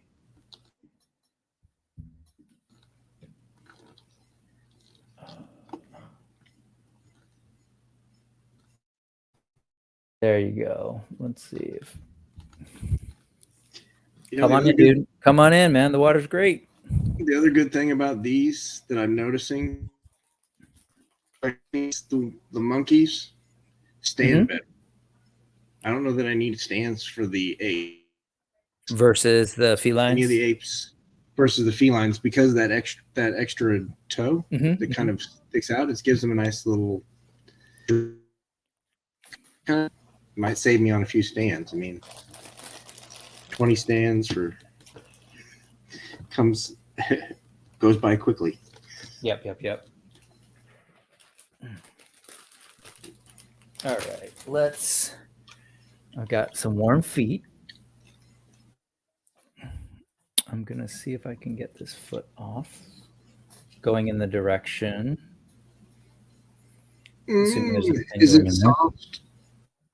It is soft. Okay. You should be able to just pull straight down. I'm trying to put pressure here on the. Yeah. Pull down. Be able to get it. It may need more time. It may. But no, I feel it moving. Famous last words. I feel it moving.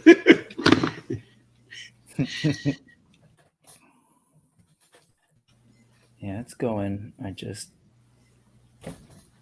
There you go. Yeah, see.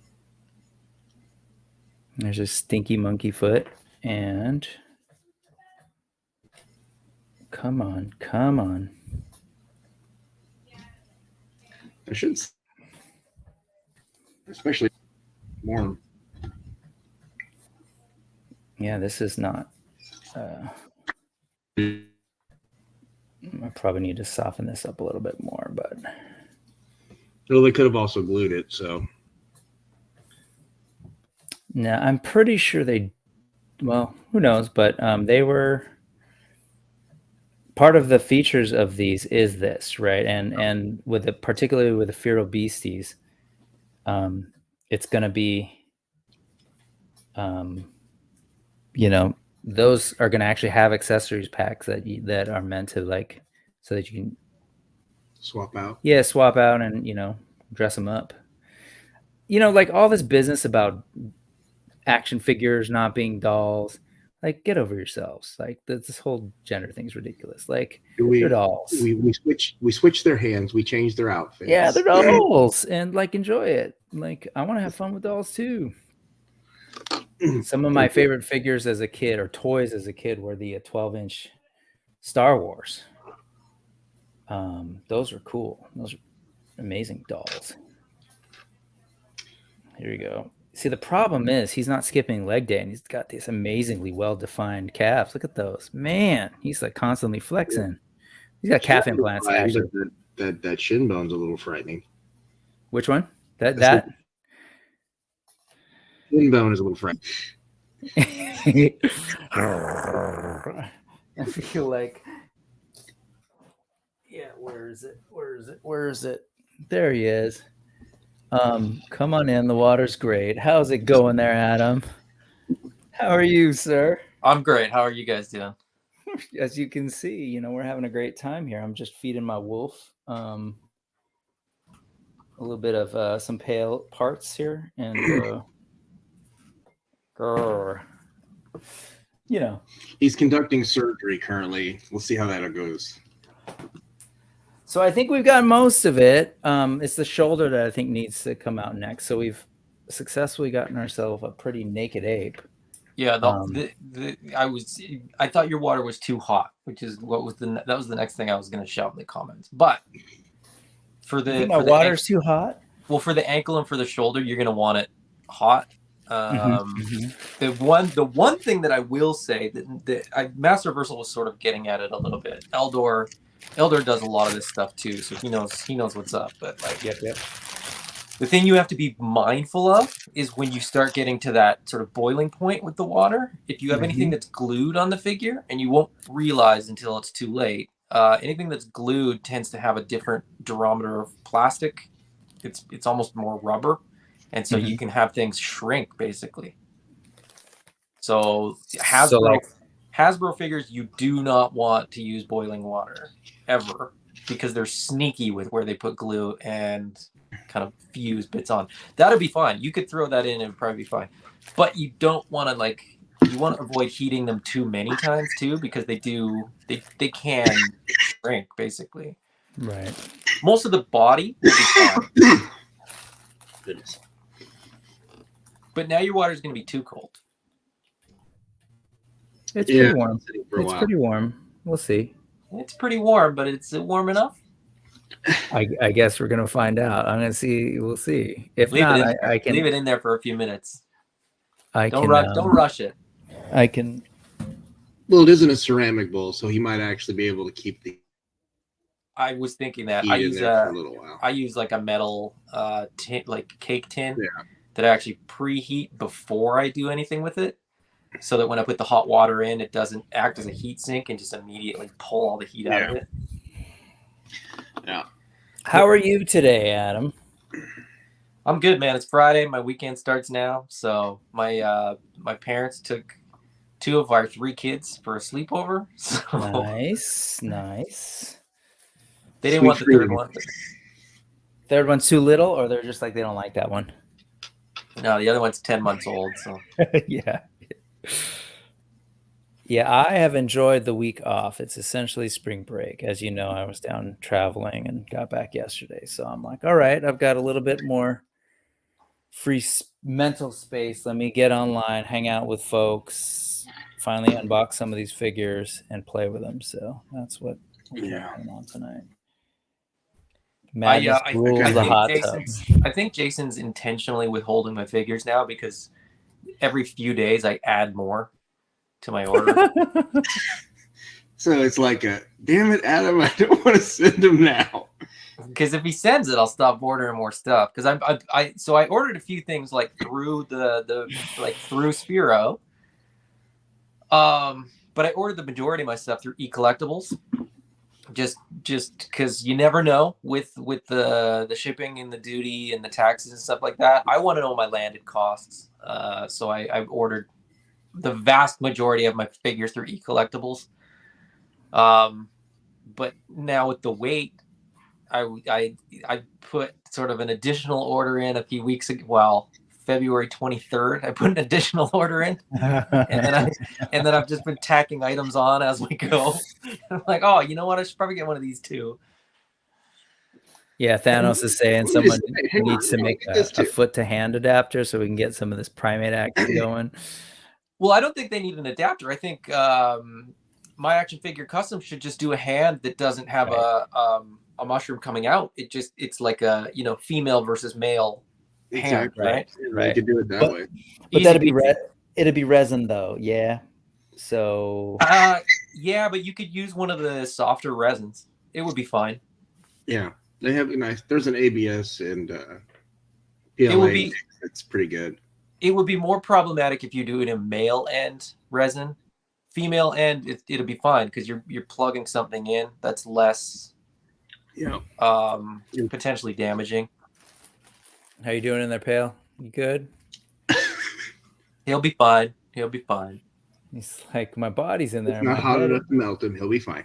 There's like a my torso's in there, but my brain isn't, and it's kind of this odd sensation. There's like a weird sort of balancing point between being patient with how long you leave it in, and then rushing, like the actual action of like popping the joints and stuff.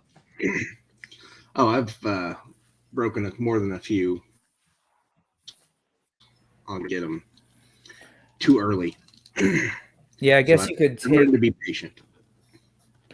Yeah, rather have it too hot than too cold. You want a hand too that has a peg at the bottom, so you can stand him on his hands. Good times. I would imagine you could probably mod those hands pretty easily, or the foot or the ankle joint. You could probably mod too. I mean, I'm not going that far. I'm not really that worried about it. I'm not either. I just, I get it. I get what people want to do, and they could do some cool stuff with it. But anyway, these are great. So what do you think of your? No, oh, sorry, my bad. Oh. So if you put Pale in the hot bath for too long, that's what happens. He shrinks. Yeah. He shrinks to 3.75. He loses articulation. He shrinks down. The sculpt changes. The art direction is completely different. Yeah. These are, hey, you know what I will say? If you're in the U.S. And you're not going to hit with the duties and taxes and all that kind of stuff, Spero does still have some of the smaller scale figures, and they're actually really, really fun. You could actually use them as like a young version of the character. Mm-hmm. Oh, So and that's, if you were I doing mean, as like soon as photography, that would be a good thing for. as soon as I get them, I know that my 7-year-old is gonna. This is gonna be Pale's son because it's like the mini version of Pale. So Okay, I'm pulling, and I'm thinking I need to heat it up a little more. it'll. How spongy does it feel? There's a I don't know how flex. spongy it's gonna get because I don't have them in hand. But I like depending on the plastic, it might not feel super spongy. What I find that I have to do is almost like get my fingers underneath. Hey. Well, that'll come off easy. That's I was gonna mention that too. If you can, your bowl is problematic just because of the shape. The reason that I use like a cake tray is I can put the figure like on its back Mm-hmm. so that I can have the arm above the water because I just want to heat the joint specifically. The bag is great for a whole figure. The bag is not great for specific joints, specific Right, parts. because it's not getting in there. You can't localize the heat quite as well. Let's localize the heat. Those are the technical terms. Feel my heat. But you almost want to get like, if you can. I mean, everybody's got, you know, some people have Pale fingers, some people have Thane fingers. So it doesn't work for everybody. But for me, I try to get my fingers like almost in between the shoulder and the butterfly joint. Yeah. And then kind of leverage it out. And if you can't do that, I use a sculpting tool. Yeah. And that tends to get in there if I need to get in there to pop that joint. Yeah, part of what I wanted to sort of see and show is just how challenging this is, right? So let's see what we can do with our bare latex covered gloves. Hey. It'd probably be easier without the gloves. I'm just saying. Yeah. Yeah, but then I'd subject you to my finger tattoos and make you want to vomit. So I don't think it bothers anybody. I don't think anybody. Oh, you haven't heard Adam get on his finger tattoo soapbox. I don't like them. They're unnatural. Not to each their own. I mean, like I said, I've got arms covered in tattoos. Well, not covered, but I have quite a few tattoos. I'm not. Do you speak French? Yes. How would you say to or each should I their say own? we? How would you say to each their own or to each his own? I don't think you would because that's an idiom and they typically do not translate. There's probably a similar sort of sentiment in French, but I don't know what it is. I had an ex-girlfriend as a kid who told me, but I don't think it was correct. There you go. I mean, there's the arm, and there's that sort of, see that, remember we were kind of discussing and debating. Yeah, the extra bit. Yeah. It does look, honestly, that picture looked like that thing was chewed up way more than this is. Well, I think he said he didn't heat it. The peg hole on the one that we've seen, that one that we saw with where they removed the arm, it was different looking peg hole. Yeah, mushroom on the shoulder joint. The mushroom looked more like a triangle. I think he said he didn't heat it. So you're thinking it got like distorted and pulled and chewed. It might have. I think he just yanked it out. He probably yanked it out and damaged it, and that's why it looked. Well, there you go. You could dry yank it if you wanted to, but that don't sound fun. Okay, so I mean, we've got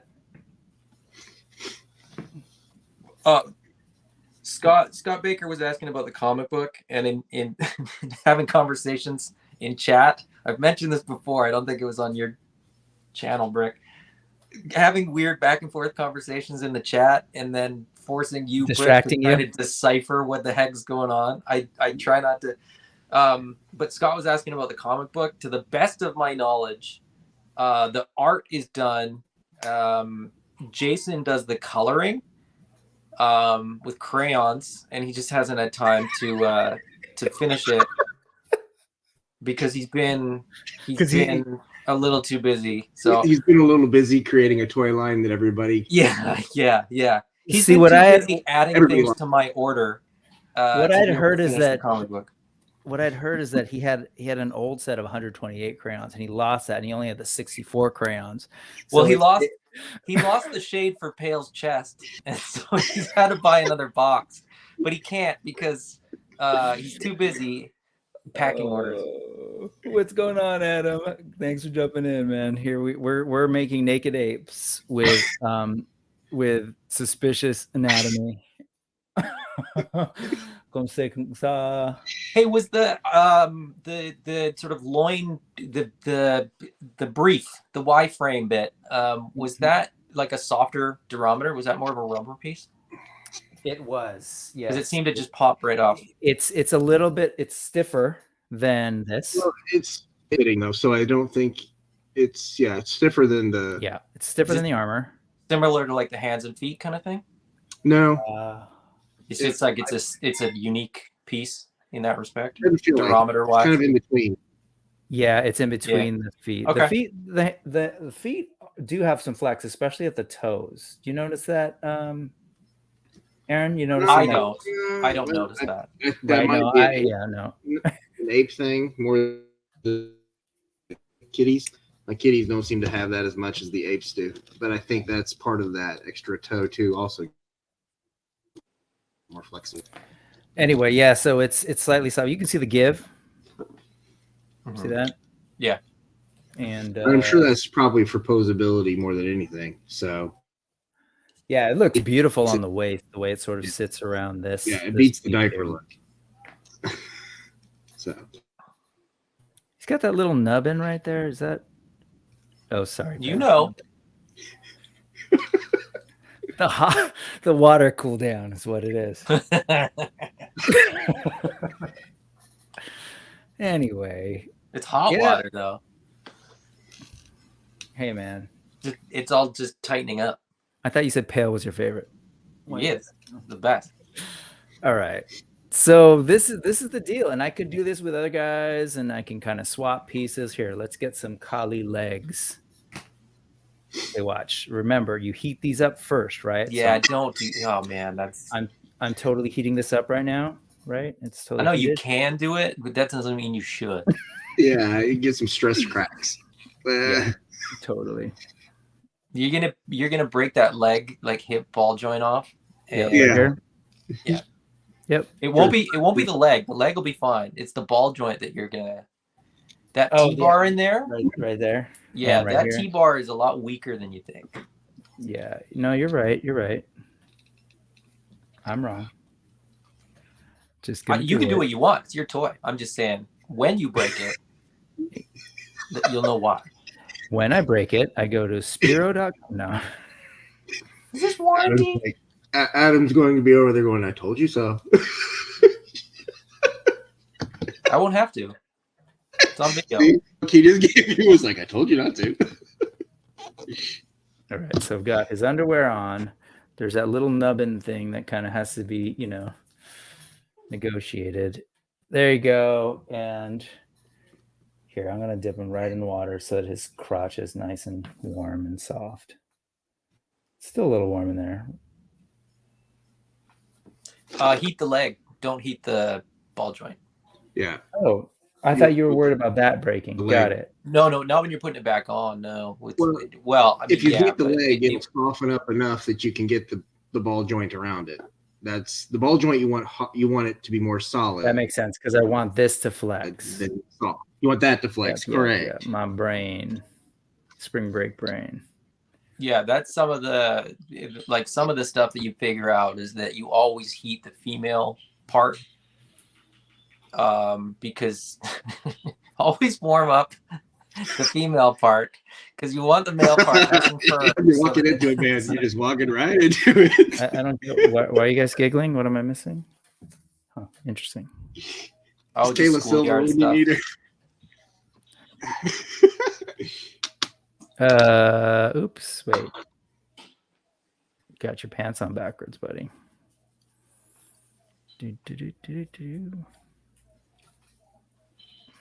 There's Armored Pale, if that's something you want to do. I love this armor. This is totally high evolutionary. That's what, yeah. Or the, what's his, Cyclops. No, it instantly reminded me of the one of the heralds that came with the Galactus. What's that guy's name? Who came with him? It was a newer guy. Sure. Newer I don't know character. that. I don't know that lore very well. I don't know the Silver Surfer. Yeah, it was a newer character that I wasn't actually familiar with. But yes. I was gonna say it looks kind of like a destroyer leg. And a destroyer leg. And we copied what Jack Kirby did leg. Yeah. Jeremy's here. What's going on, Jeremy? We are making. So this is what happens when you roll a 17 and no. Yeah. We're kit bashing. I'm supervising Brick not ruining his figures. That's basically why I'm here. Adam's playing the role of adult tonight. The rest of us are just being...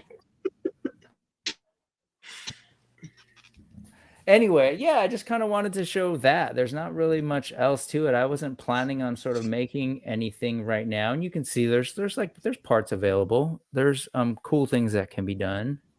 But Jeremy does not approve. It's okay. We can make him sweat. It's no big deal. Wait, what are you talking about?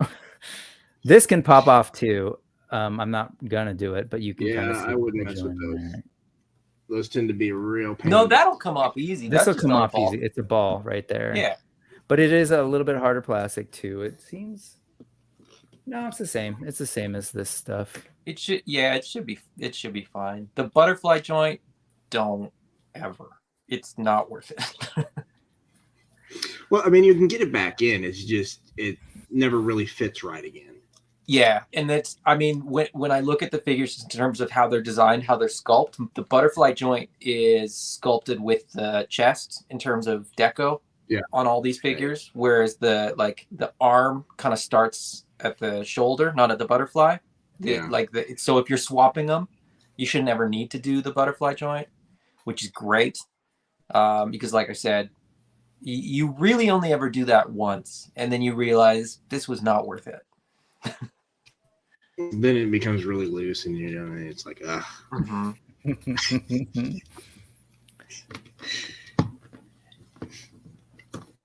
You are looking at some mad scientist experimentation.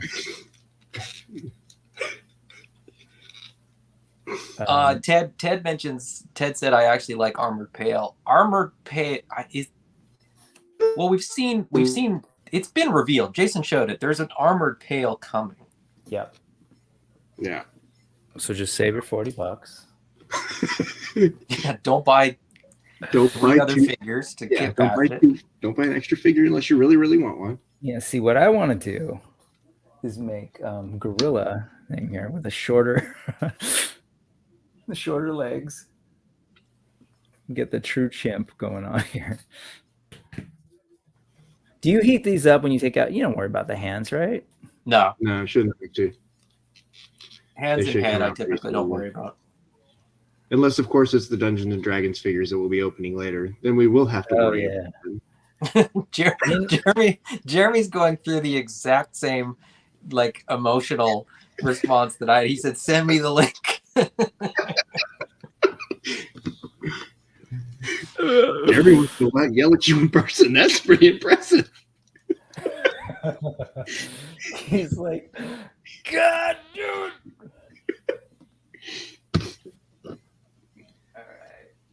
So he wants to yell at you, Brick. Mine are in perfectly good shape. I'm not taking mine apart.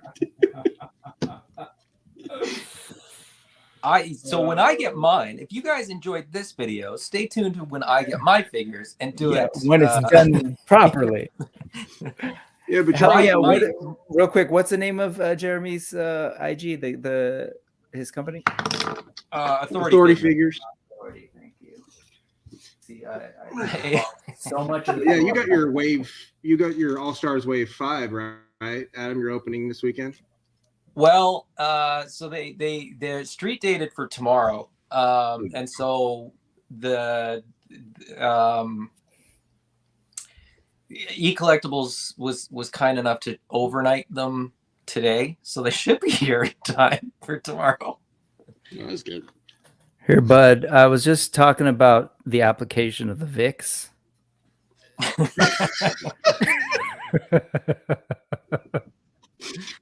Yeah, we're not putting VIX on anything.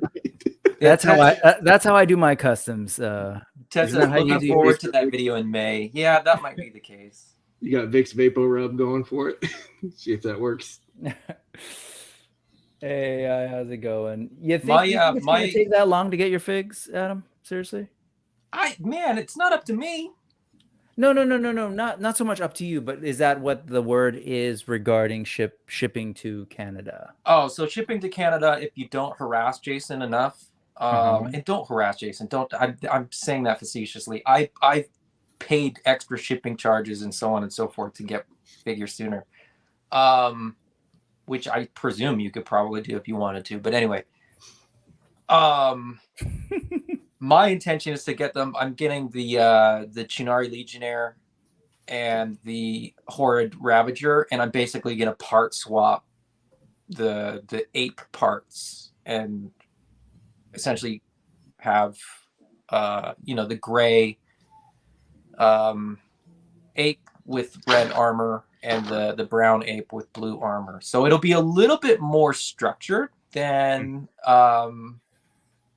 this Frankenstein stuff. Yeah, so that's you've got the brain for that, man. I instantly wanted to do that as soon as I saw them. Yeah. So I am simply, this is our play date, man. We're playing well here. We are just hanging out. Hey, earlier we were talking, Adam, about this notion of sort of toy therapy and the sort of role that toys can play in kind of chilling out. And what's your use of toys, like as a relaxer, what's your approach to that? It's definitely that. It's, you get to sort of, you get to use your imagination, you get a little bit creative.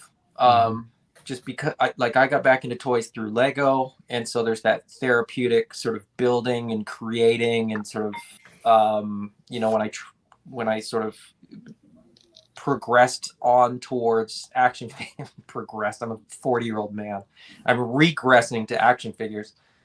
But it's not a real regression, though. I mean, it's not.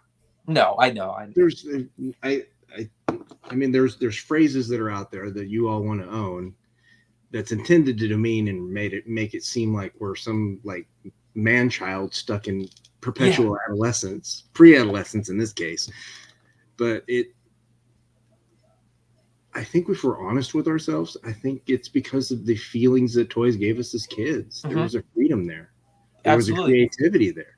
Absolutely. There's something, there's something that we've kind of lost by sort of moving away from play, right? And for many of us, probably most of us, we sort of get into that routine of like work and chores and errands and everything is, we're adulting all the time. And I think this just gives us back something that we've lost. In a weird way, like, there's lots of guys that sort of never stopped collecting and that's awesome. Like, I wish that had sort of been the case for me too, but there's sort of a disconnect between our childhood and our adulthood. And I think we can kind of recapture some of it by playing again. And for us, that's action figures, but for other people, it's whatever, right? It's whatever. Everybody's thing. Yeah. That gives them joy. Yeah. Whatever it may be is, as long as it's not hurting other people, go for it. Yeah. Yes. But if your thing as a kid was bullying, maybe move on from that. Yeah, exactly. But we have to find the joy as adults, and we kind of forget that feeling. We get so wrapped up in that everyday grind of whatever it is, we forget what it is to have a simple connection and joy with something. For me, that's what toys represent. It's always been in my life that way. So this community has kind of helped foster those feelings that I had as a kid, where I got to play with toys. Toys were my getaway from everything. Yeah, absolutely. Everything was going wrong. Toys were the thing as a kid that was there. I could go do whatever I wanted for an hour. Didn't have to worry about anything. Had no cares in the world. Until had to clean up or whatever the case is at that point. But as an adult, I get a little more flexibility. I can, I was talking to Brick earlier. I can do a diet. I can set them up. I can do X, and Y. Go ahead, start screaming, man. Look at that face. Look at that face of judgment. He's not a happy man. What have you done? What's up, Dad? What in the countryfied frick is happening here? He started Major out with the surgery. best intention. Performed by an amateur surgeon. We're okay. We're okay. Yeah, we're good. Oh, man. I mean, look, I wanted to get to know these as intimately as possible, and I have. You just went too far. Yeah. Yeah. I'm thinking about like Ian Malcolm right now. Like thought so much about if we could. We never stop to ask if we should. Right? That's I'd like to flip that on you and say that I am nature, and I simply found a way. you are chaos theory incarnate, sir. You are chaos theory incarnate. All right, what exactly are you concerned about here? What concerns do you have, my friend? Look, nothing. As long as you're not breaking the figures. Look, everybody's package should have come with a set of directions, right, from Spero, saying, "Hey, these are swappable. These are swappable. Do not crack this open, as it was, not designed to be messed with." Wait. You're telling me that there are directions? Because if there are, yeah. Wait, hang on. Aaron, did you see any directions today as you were opening? Hang on. My Maybe inside, because I'm pretty sure. Yeah, there should have been a slip in there, right? Should have. hang on. There should have. No. Inside the case, not inside the individual figures, but inside the case. Gotcha. Inside the case, yeah. But see, the problem with that is it also had the dollar amount that I spent on it, and that freaked me out so much that I quickly hid that paper.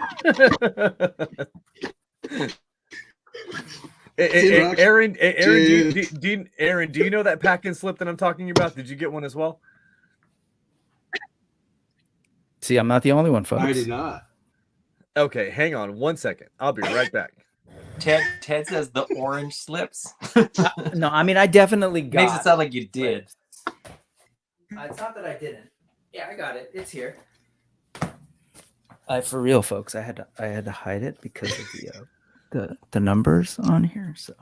Yeah. Heed that warning. I wrote that, by the way. So. Merci. So the liability is on you, Jeremy. If people read it and it was not easily understood. Gracias por su compra. Real quick, you made it sound as if there were like instructions. What I have here are some warnings. Right. Noting that joints can become stiff during the shipping process. Not the language is not all that different from, say, what's on the box.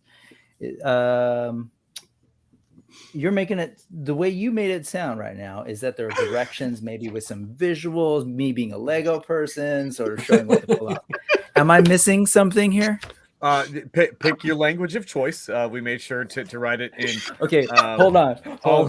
Again, I'm not from Canada, so I don't read. Right. French is available, I believe.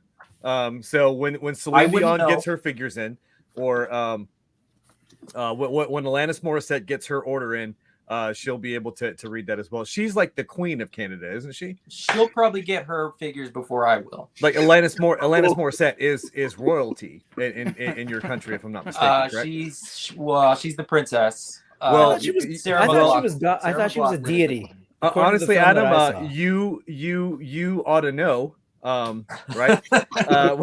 Whether sorry, that was a bad joke. Ooh, puns. But anyway, yeah. So in the army, we call it a left and right limit, right? Which is that when you're on the range, here's your left limit, here is your right limit. Don't shoot outside of those, right? And so I believe that what I put on that packing slip is a very, very fine left and right limit for people. So you're saying that Brick is out of bounds? No, he looks no. I think what he's doing is fine. It's weird, but it's fine. If you're not testing the limits of the figure, are you really testing the limits of the figure? Right. All right. So what I have here, let's go over the language. I'm assuming you're referring to the stuff under the big old attention, right? Right. Yeah. Which is saying that the animal warriors of the kingdom have been designed with specific parts that are intended to be popped and swapped. These parts include the heads and hands. There's my left and my right, if you will. Hands? Yes. Yeah. No, just the limits, right? From this, it's like, you might want it includes the heads and hands. I'm assuming there's a but not limited to in there somewhere. Keep going. Yeah. This is the best part. Any damage or breaking resulting from an attempt to alter, deconstruct, or customize any other portions of the figure will not be considered a factory defect or quality control issue, as the rest of the figure is not designed to function in that manner. Great. Fine. 100%. I hear you. I'm just curious, though. Was there anything in here that was being done that you would say is an attempt to alter, deconstruct, or customize any other portion? That was literally what you did. All of the above. Except so what I wrote was heads, hands, and feet, pop and swap to whatever extent that you feel that you need to, right? Don't mess with the butterfly. Don't crack the chest, right? It's what I said too. Yeah, which we weren't doing, which was never an attempt, to be clear. And there's receipts on the video. Honestly, hang on once, and I'll show you why. Hang on 1 second. I'll be right back. Give me like 20 seconds. Yeah. Do your thing. Thank you for joining us. Yeah, I'm going to pop out for a sec too. I got to apologize to my wife and get another drink.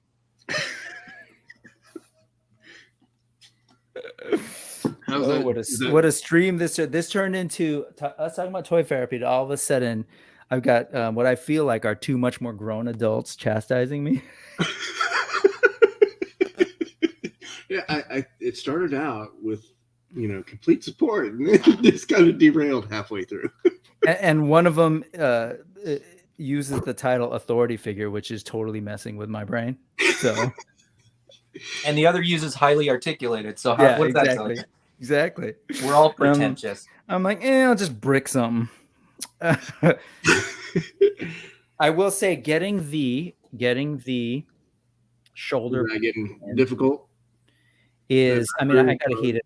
I'm probably gonna have to really heat it up and soften it, and at that point, it looks like it's really, really. Yeah. Okay. So because you've still got it out. Pop the hand out of the arm again, Brick. I would do it, but I don't have the figure to do it with. Yeah, why is that? I thought someone like you who are so really into these figures that I've been betrayed. You'd get them as quickly as possible. Oh, okay, so wait. Let me show you something real quick. Yeah, hold on. I want to see. You're showing me something that none of us can get. So thank you. Right. So, wait, I can do that. So this an expletive you. Right. So this is one of the 90% complete factory samples that I have here. Right. You'll also see this is a factory sample glow in the dark weapon here because it's not painted. Right. Yeah. Move on. Well flexed. So I'm pointing that out to specifically show that the sonic welding process, right, for the torso has not been completed on this factory sample, right? Yep. So if you do crack that open, right, the ab crunch will not engage, right? Oh. You're not going to get the click, and at the same time, the arms are going to move super free. Like there's no, you see how like wobbly they are. There's no resistance in the butterfly whatsoever. Yep. So do not crack the chest for any reason. Do not do it. Like I stated in that disclaimer, or that massive attention in like 7 languages, probably more. I think. Did you see a chest being cracked? Just curious. No, I didn't. Right, but you were scared that I was going there. Right, because I don't want you to ruin a perfectly good figure. I do not. No, of course. Appreciate I'd that. stop him before he got that far. I wouldn't let him go that far. This is why I I, don't have recommend doing that part. this is why I have adults on my stream with me. But Brick, if you compare the mushroom on the arm to the mushroom on the hand, you'll see that the one on the shoulder is like a flat. Yep. Like it's a disc almost. Yep. It's less mushroom and more disc, I guess. And then the one on the hand has like a taper on either side. Yep. So you can basically tell when you sort of pull things apart what's designed to be pulled apart and what you're maybe breaking the rules by taking right. Yeah, so it's really kind of do it do it at your own risk, right? On that note, feet then to get off sort of the shin and calf armor. Check the shape. Is the thought? No, it's what you said. It's not intended. Or wait, actually, no, it is intended. It is intended. Yeah, it should say head, hands, and feet. It does not. Fail. It says heads and hands. Okay, then don't mess with the feet. Do what I told you to, Brick. The feet pegs aren't they're not a regular shape, so they probably be okay to come off. Yeah, it's as if they're meant to be a regular sized mushroom. So I think you're probably okay on those. Right. Yeah, they'll probably be fine, but the disclaimer that was written and is packed with inside all of those figures is going to be what determines whether or not you can get a warranty figure, right? Whether or not Spero sees what happened as an actual factory defect. So, what's great is that it's all documented here on the stream and on YouTube. So, Jason's fine. It'll be my $40. All I said was follow directions. That's it. That's all I said. No, but for real, do you know the accessories that are going to be coming for the Pharaoh Beasties? Are they going to be having that shin and calf? Are those swappable as well? Do you know the accessory packs? Oh, the armor packs. Yes, that. I sent. So hang on, let me send you something so you can put it up on the stream. And this was 100% cleared and okay to show. Let me find it. Okay, it should be in your Facebook inbox. All right.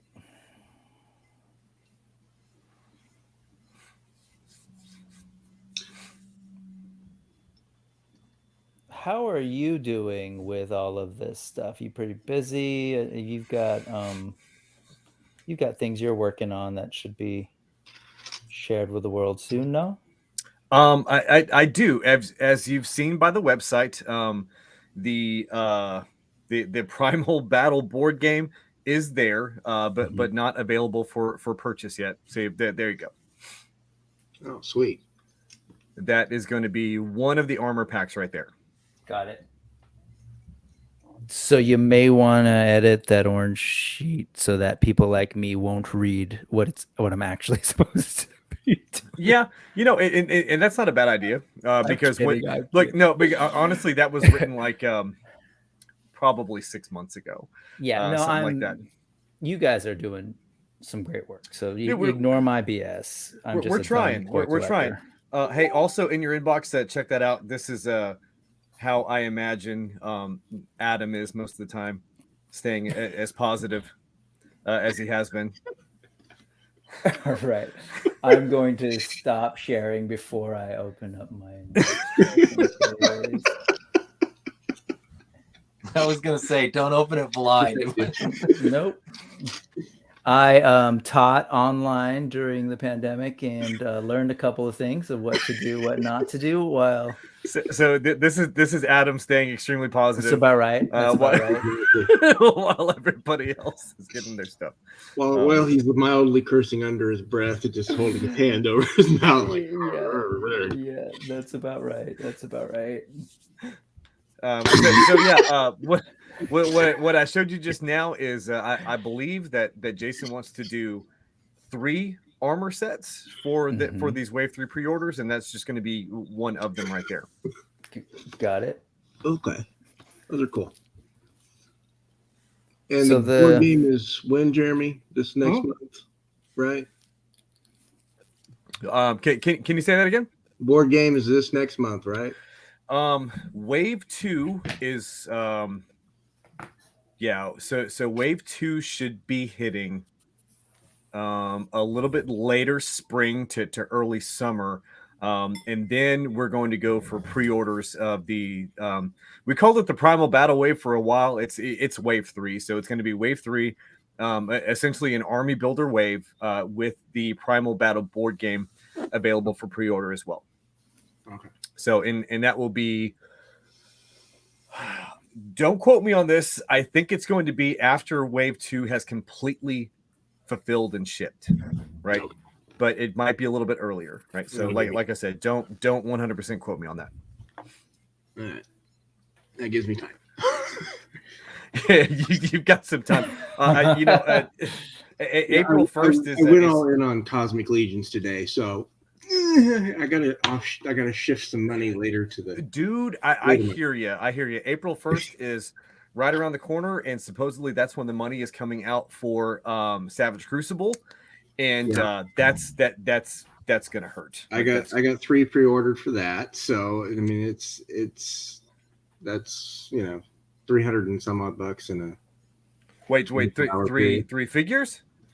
I got 3 figures. I got Jaeger, I got the Harbinger of the Abyss, and the Frazetta Warrior with Ball. I had 2 for that one. Yeah, I went all in waves 1, 2, and 3. Plus the decoder coin and the hard copy graphic novel. So that was it's going to be a significant amount of money on April the 1st. Like I said, it's going to be painful. Yeah. So what you're saying is everyone should right now go over to Spero and order the board game. Is that and help pay for Savage my money? Wait, what's up, Adam? Does that explain the delay in you sending me my money? Oh, I owe you like $70, don't I? Nice dress. No, wow. no, we're gonna do this live. I'm gonna pay Adam live. No, I'm messing with you. Pay for that one first. I don't care. Yeah, you see how he hit me up live in front of everybody, so I couldn't, like just back put out you of on it. blast. Yeah, exactly. No, I told you before, no rush. Your Jeremy don't pay his bills. Let the record stand that this show started and we were talking about these figures and about how like therapeutic playing with toys can be, and then you all came on and started chastising me about how I play with my toys, and then you collect debts, and now you're talking about money and collecting debts, and it just went a whole other direction, guys. Adam's Come on taking now. me down for toy debts live on the internet, right?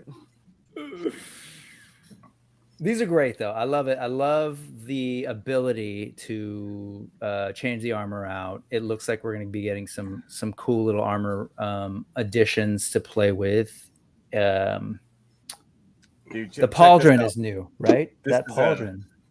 This is a little bit of a preview for the exclusive figure for the game, because what the Chunari Centurion does when combined with 2 Chunari Legionaries is that they can form a phalanx shield formation together, right? So just imagine like 2 of these guys with that golden boy right there.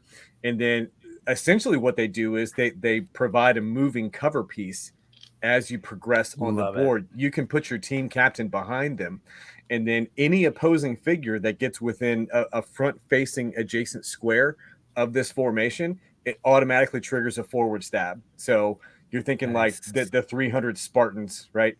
At the hot gates, just pushing them and sticking them. It's going to be really cool. I'm already thinking about like my team, what 3 characters. Like it's.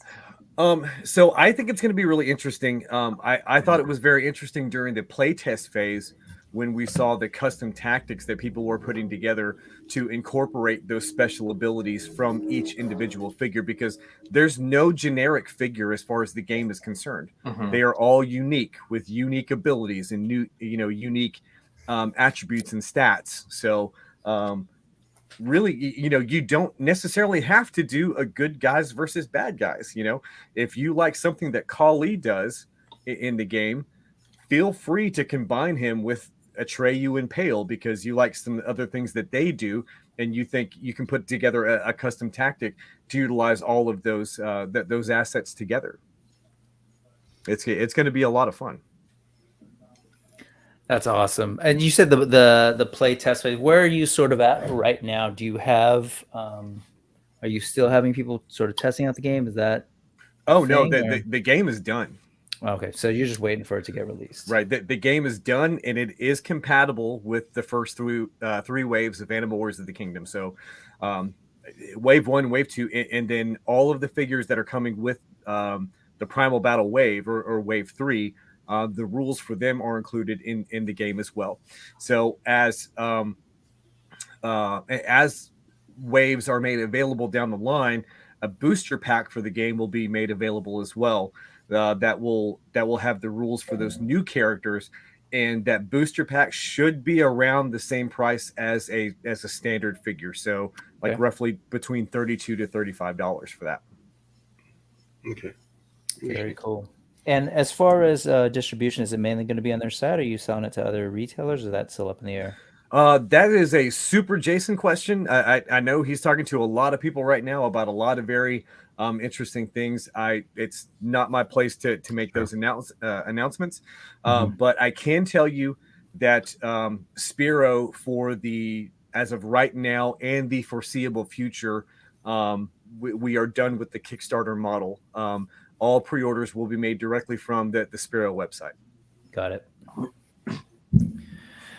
Very cool, Jeremy. Thank you also for coming on here. I understand you were compelled by my stupidity, but it's good to have you. No, man, I think we've actually been talking about getting together on a stream for a while. So yes, I basically said, I know you're busy whenever you're free. So I guess we caught you on a good night, huh? Hey, Friday night is my beer drinking night. So you caught me on a very good night to do this. Very nice. Very nice. Anyways, here's Pale. Look, he's back. He's got 2 arms. They're all functional. They move. The butterfly is still there. Still got the ratchet. We're all good. But again, do as Jeremy says on the bright orange, you can't miss it piece of paper. Not as I do. That's the best policy. Yeah. Follow the rules, say your prayers, eat your vitamins, listen to your teachers, all that good stuff. Man, isn't he cool? They're amazing. These figures are amazing. I know before I came in the stream, I was listening, and we were I think Adam was talking a little bit about an armored version of Pale that's coming. Yeah. And that is the Gladiator Pale in his costume that he's in the what you saying? No, I'm not talking about Gladiator Pale. I'm talking about the Jason shown it. I just like oh yeah, okay, yeah, I know what you're talking about now. Yeah, I know what you're talking about. He looked, I thought it was a Kali prototype. Mm-hmm. But it's the stay tuned for the end of the story arc. Yeah. Stay tuned for that. I assumed you were talking about Gladiator Pale. No, Gladiator Pale looks great too, though. Yeah, doesn't he, man? It looks awesome. And Gladiator Atreyu. Mm-hmm. Hakin. The what's the hyena? The horrid. I can't remember. They all look good. The scavenger. Sure, him too. Whatever. Okay. No, but as far as the gladiator scene in the comic is concerned, Jason has already talked about it. But that big baddie that they encountered, the Void, that character is coming a little bit later down the line as well. So stay tuned. Yeah. No. When you were on with Adam, Jeremy. The reason I got a Vero Atlas on order is because of that conversation that you guys had. I finally got a chance to look at him, and I was like, oh, okay, now I got to get him.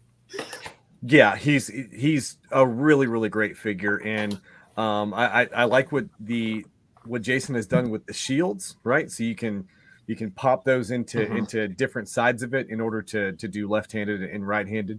But yeah, he's a really great figure.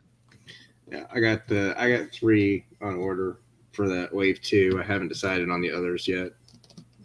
It might be one of those. Have to wait and see on my budget where it's at the time. Yeah, you know, and I've said this on highly articulated for sure, but well, Adam has echoed this sentiment as well before, which is you're never going to get it cheaper than you will at retail.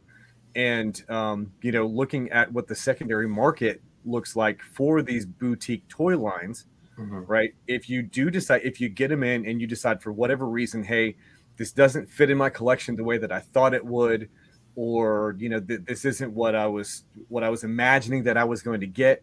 At a bare minimum, if you do decide to move these, you will get your money back, right? Because these boutique toy lines, they, you know, I have not seen them decrease in value as of yet. It's always an increase. So you got smaller runs, so I mean you're going to have that market that's going to stay. Right. Yeah. I mean, plenty of people that missed out that are going to be like, oh well, now I got to get it. Right. So for sure, for me, it's a win-win, right? Yeah. So you buy the figures and you get them in and you love them. That's a win.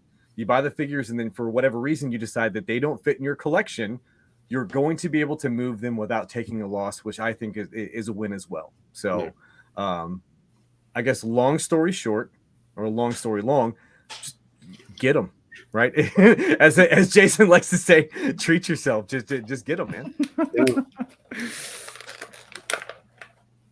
Yeah, that's a beautiful distillation. Honestly, I've been more impressed with these than I have been for a lot of figures that I've gotten. So, I mean, and I buy from everything from indies to mainstream to Mafex to, you know, the only ones I haven't dipped my toes in are Mezcos, and they're not going there. You know, what I like to say about these figures is that obviously they're going to be more than a Marvel Legends on the shelf at Walmart or Target, right? These figures are going for $34.99 now. The Kickstarter price I think was $32.99, but they're going for $34.99 now. You know, Hasbro Pulse has a Spider-Man up there that's $34.99. There's no difference in pricing now. That is such a negligible thing. And right, so really, you're going to go for something that's going to give you a little bit better quality, that's not quite as mass produced. You're going to get those boutique figures are going to be the ones that are going to be the ones you want to go with. If you take a look at everything that's included with that figure for $34.99, with Animal Wars of the Kingdom, right? Six pairs of hands, multiple accessories or weapons accessories, shields, you know, short blades, long blades, all that stuff, versus what you're getting for a $34.99, you know, purchase with one of the big guys. When was the last time we got an accessory pack from the big guys? 1987. Is that a factual answer, sir? No, I don't know. Okay. I mean, realistically, when is the last time we got an accessory pack? Yeah. From the big two. Right. And an accessory pack with that amount of stuff packed in. Like there's a lot there. And that's a reasonable price. I didn't have a problem spending $14.99 on these. Yeah. That was not, what is that? 1, 2, 3, 4, 5, 6, 7, 8, 9? 9 weapons? Yeah, for sure. Especially if you're already a Mythic Legions customer, because those will fit. Those are compatible with those as well. They also fit with Masterverse at the same time too. So it's a win all around. That's all Spero does. It's just straight dubs all around, right? Well, no, I haven't seen any bad reviews. My nitpicks are just little minor nitpicks, but the fact that it's a scale up from the other stuff and the articulation is totally different than the 4-inch, I mean, you're talking about, it's impressive. Yeah, it's yeah, really great line. You know, there are some people that weren't happy about it moving to the 1/12 6 to 6.5 inch scale, but that's really the direction that the hobby is taking. So I really enjoyed that scale as well. I have, you can see behind me, I have a massive Cobra display right there. You know, I enjoy 1/12 GI Joe, but it doesn't take away from my enjoyment from 3 3/4, you know, 80s era Real American Heroes. So Yeah, I don't understand it if it has to be one or the other. Why can't it be both? I don't know either. I have my 25th anniversary. They're all mint on card, mind you. And my 30th and my 50th, they're all on my wall in my toy room. Mm-hmm. Because that reminds me of when I was a kid and I went into a Toys R Us, and you would look up and there would be this massive wall of figures. Mm-hmm. No, that is a pure nostalgic play for me. Mm-hmm. It's one of the reasons that they're not out of the package, because I already had the classifieds. Why would I get them out when I had the classifieds already out? I got them late in the game. Gents, I will be right back. Yep. So he was mentioning the compatibility with Masterverse. Scale looks good. You know, yep, these things work. I will say it's interesting that some of the weapons, the parts where you grip the weapons, whether it's a shield handle or this, they do vary a little bit. So some of them are thicker, while others are thinner. So I noticed, for example, like the guns that the gun that Kali came with. Yeah, the handles are a little bit bigger than that kind of shotgun revolver thing. I don't know what to call that. It's the best thing I can come up with. And you can kind of see here, right? There's a. Is that a Legion? This is a Legion figure. And so this will stretch his hand a little bit. Yeah. But the hand will go back. So and yeah, these are super flexible. But just in terms of, you know, people at home following along who don't actually have the figures. Sorry, Adam. Why don't you put it in all the way so you can kind of see how? No. I meant, well, yeah. No, yeah. You're right. Yeah. Let's see the scaling. So we're not. See, that's not bad. No, no, it's fine. That works. And it's a great looking weapon. I love the design of these weapons. Yeah, they all look good. I really like the short axe, like the short handled axe, as well as Pale's curved daggers. That one looks really, really good. Nice details. Pale's daggers look really, really good, especially when you put them in the wrong way, right? Yeah, so he's just... Well, there's no wrong way. You got to put them in upside down, you know. Well, so there's a righter way. Handle it. I've got you here. Go ahead. Address that comment, Adam. What comment? What? There is no wrong way. There's no wrong way. There's just a much, much righter way. No, yeah, with these, I hear what you're saying. Are you telling me how to play with my toys, Adam? No, well, I'm just in fairness, you could do it better. These right here are for where the fingers should rest. And if you were to hold it the other way, the pointy part would be pointing in your face. But hey, I hear you. Oh, so yeah, I was in the middle of unboxing this Chinari Legionnaire. It is going to be so weird to keep saying that because I want to do the Legionnaire is what I want to do as a noun. Or yes, no. Well, anyways, they're both nouns. What do you think of this helmet? This helmet gives me Magneto vibes, which is great. The Tim Burton Planet of the Apes, which shall never be. I like it. Unfortunately, it does tend to remind me of that Tim Burton Planet of the Apes, but which I wasn't a huge fan of. Well, what you got going on there, Jeremy? What were you trying to show us, Tiberius here? Oh, just got a little bit of posing going on here. Yep. This I got my Atreyu with kind of like a kind of a basic pose, but I like it. Yes, yeah. Sorry, I got my pail. But yeah, I like that a lot. And really, I kind of think he's my favorite of Wave 1. It's like it's right there between him and Kali, because Kali's a ton of fun too. He is. And I really like. I've got him posed up to reflect that that face that he's making of just like kind of like he's bored with you. Yeah, Right, kind of superiority. So I really just have him there, like holding his blunderbuss pistol, just kind of staring, very stoic looking. Yep, there you go. Yeah. Kali is not impressed with you.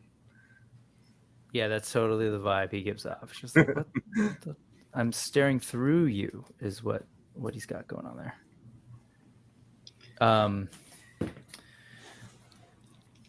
I love how these fit and they sit really well. Mm-hmm. The armor pack that you showed us earlier are meant to go with the feral beasties. I'm forgetting the heads. Were the heads essentially the same as these, just different deco? These in the mandrel? Yes, for the most part. Yeah, for the most part, yeah. Different deco, blank body that now that those armor kits are coming, you can combine them with the weapons packs that are in existence now and the weapons packs that are coming in the future as well, to really combine it together and make your very own custom characters. As far as your game goes, does it account for different weapons, different armor bits, and that kind of thing at this point, or will that affect the game? Yeah. Oh yes, it does. I am gonna duck out. Okay. But what I will say, or what I will sort of suggest or request or whatever, Brick, you and I, we'll do a video with Jeremy, just game Perfect. Talk, game mechanics. Yep. How does it work? What do we need? How do you build out your team? Your channel or mine, we'll work out the details later. Brick, you're going to be on my channel on Sunday. I am. We're probably going to talk about AWOC, so we'll pick up probably where we left off tonight. Did Adam, you've been speaking with Jason? Did he give you any time or any type of left and right limit as to when your shipment is going to be coming your way? Poor Adam. I'd rather not say. Really? Okay. Because I feel like it incriminates Jason. And that's fine. Yeah, that's fine. I've been. He told me he was going to ship them last week, and then he told me the same thing this week. Okay. And I just added 2 more figures today, so it hasn't shipped yet. Yeah, the thing about it is that it's definitely worth. I know why though. I know why. It's 100% worth the wait to the international customers. Despite the fact that international border is like 50 miles north of me right now, but it is what it is. This is kind of, honestly, I don't really feel too bad for you because you still have Toys R Us and I don't, so you can kind of suck it as far as that's concerned. I guess the Toys R Us prices though again, Jeremy, so it's really not much of a giveaway.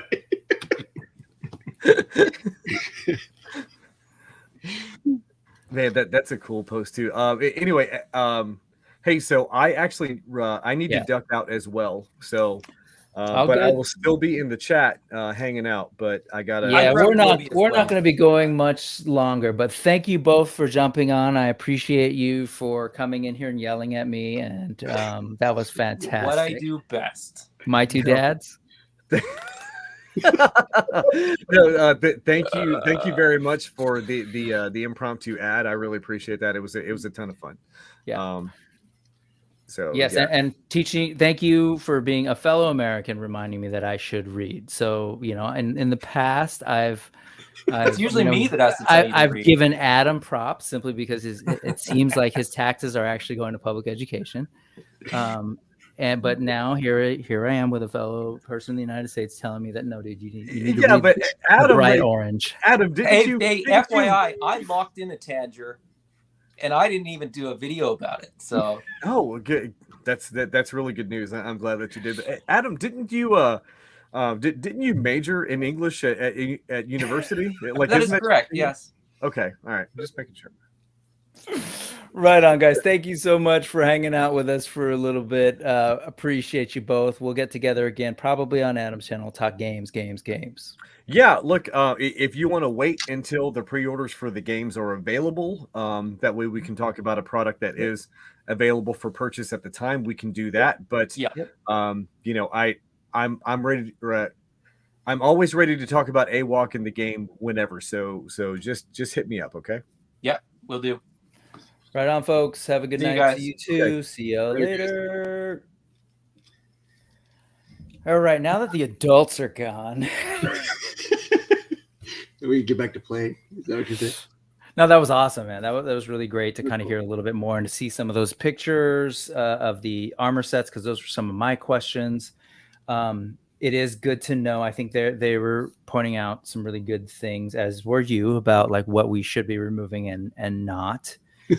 As you saw tonight, though, like, yeah, it is possible to do these things, especially for anyone who's trying to customize them for whatever reason. And I'll be honest, like, part of me would love to see, say, Pale having an armored shoulder. So that's probably like something I could do. I could pull out that shoulder and throw this on there if I really, wanted to. Oh, you need the armored body, so you're just better off swapping the head at that point and painting the neck.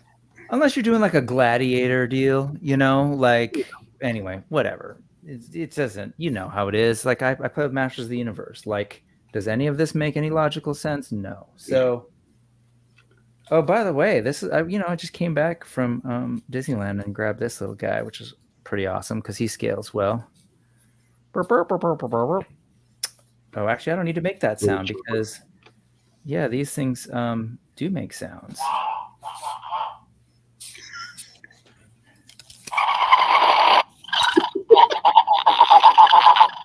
Ornery little droid chopper is. Yeah, what was this guy? It wasn't that much. I want to say he was like, I don't know, no more than 13. But anyway, he's there because that's my weirdo headcanon. And so, anyways, turned out pretty well. If you wanted to like sort of customize them and do more pop off arms and do whatever, you can. It is fully possible to do that. But as the bigger adults of the kid adults that joined us tonight, we're saying hands, head. That's all that's in the bright orange, hot orange piece of paper, but likely feet as well, since you're going to want to get in the sort of shin armor. Yeah, the feet pegs are designed to look like based on how when you popped it. Yep.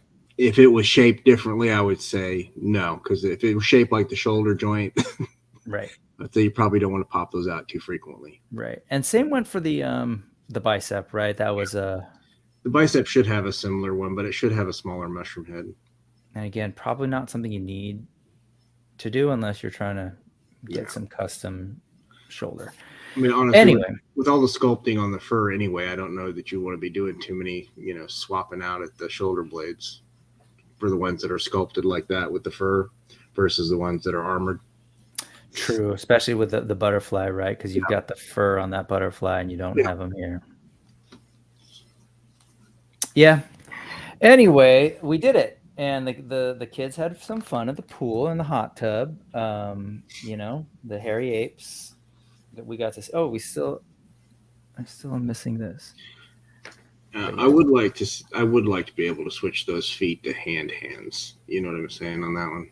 I know you wanted to do it too, because I think it would be cool to have them. Yeah, I mean, the thing is, I don't know that I do it a bunch, but it would be nice to have an option. and just check it out. Because you could have him gripping like underneath. You could have him gripping off a branch in a display. Yep. And here you go. You've got, let me get something here. You can see this Chinari Legionary has been flexing his muscles for the longest time and is able to keep his leg lifted. There was sort of a massive explosive outside, but I'm assuming that's firecrackers because that sounded like an M something. But I'm just going to go with it because, YouTube. But yeah, he's just hanging out there, man. That's how solid these guys are. That ankle is not loose at all. I'm sure if I left it like this for an extended period of time, gravity will might have issues. But it's pretty cool. Like for a couple of shots, right? Yeah. Mid-action shots. You've got these things going on. This guy, my first experience with him. This is the first figure you opened, yeah? Yeah. The head sculpt is amazing, and I'm pretty sure this is the head that is going to be used for that accessory head, one of the accessory packs that I got that is painted up like Caesar from the new Planet of the Apes.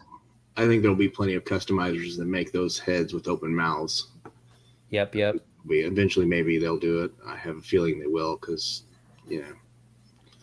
we like to have our animals screaming at us. Yeah. I, on that note, did want to just maybe sort of show a couple of things that I've seen recently. I'm not really going to do it in the news. I should do a news episode soon. Sorry, I'm kind of on a different setup here than usual, so you can see your weird angles of me, but that's okay. I'm going to put my microphone in my face. All right. So there are folks who have been doing some customs. Have you seen anything that stuck out? I haven't seen any customs on these yet. Okay. So there's not like a ton, but I will see where was Well, it? See, that's kind of telling though too. If there's not like a ton, that means that people are happy with the way that they are basics. Yeah, no, I think so. I think honestly, when people customize, it's not necessarily because they're unhappy. I think it's because they're creative mother funners. And so, for example, let's check out what was this the right one? No, that's not the right tab. But hey, look at that guy down there. Speaking of Canada, Skelisauria, Alejandro Soria, has been enjoying his pail. Some paint. But yeah, he just this was actually that was before. That's before. There's not a whole lot yet. No, maybe no, nothing there. Mm-mm. It's here. We sort of see it in the sort of nose area, right?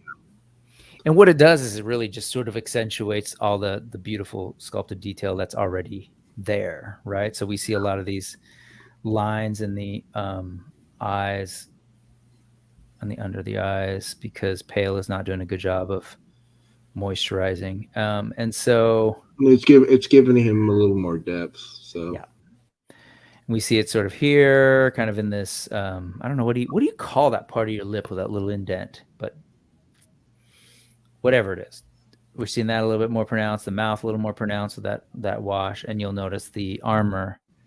He's painted, so he's like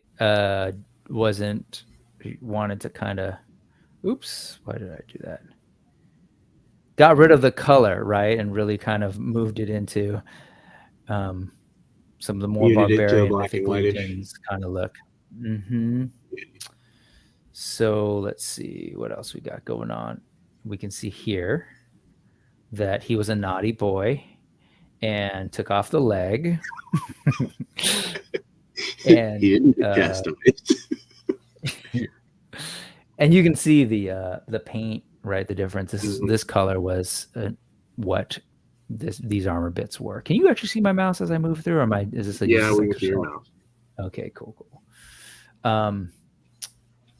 By the way, this guy does some amazing customs and sculpts. Like some of these are his own sculpts, and yeah, when I saw it, but I have a feeling that after seeing that, I think I have seen it image. And then so this is closer to where he ended up. And again, it's not a ton. Like there's not a ton of just there's a wash going on here. Yeah. Pretty targeted wash, it looks like. You can see pulling out the details here in the hair. Yeah. Which is great because again, there's a lot of really cool sculpted detail in these things that does sort of fade and without any contrast, right? You just sort of fades in the background. You can see the armor looking pretty cool. He's looking, definitely a little more monochromatic, but it's a cool look. When you see the little pops of color, there's some gold in there and there's some other things that kind of stand out. Yep. And you do some painting too, right? Yeah. Yeah. I do. I'll do kit bash and sometimes I'll do complete repaints and do some dremeling and sculpt off stuff that doesn't need to be there anymore. I go a little crazy sometimes. That's all something I want to be doing in the summer, so I'm definitely going to be picking your brain a little bit for that kind of stuff. Check it out in fits context there. Yeah. With Mythic Legions, man, beautiful, just perfect. Yeah, some gorgeous stuff, and I'm gonna be showing some other things here shortly. But yeah, just fitting right in with the Mythic Legions, Barbarians. Mm-hmm. This is the House of the Noble. I don't know, what could we call this? I don't know. Chunari, I guess. Very cool. The Mohawk looks great. And then I think there's one more shot he's got. I think that's actually the same shot, but beautiful, beautiful stuff. I would love to show you this. Ooh, yeah.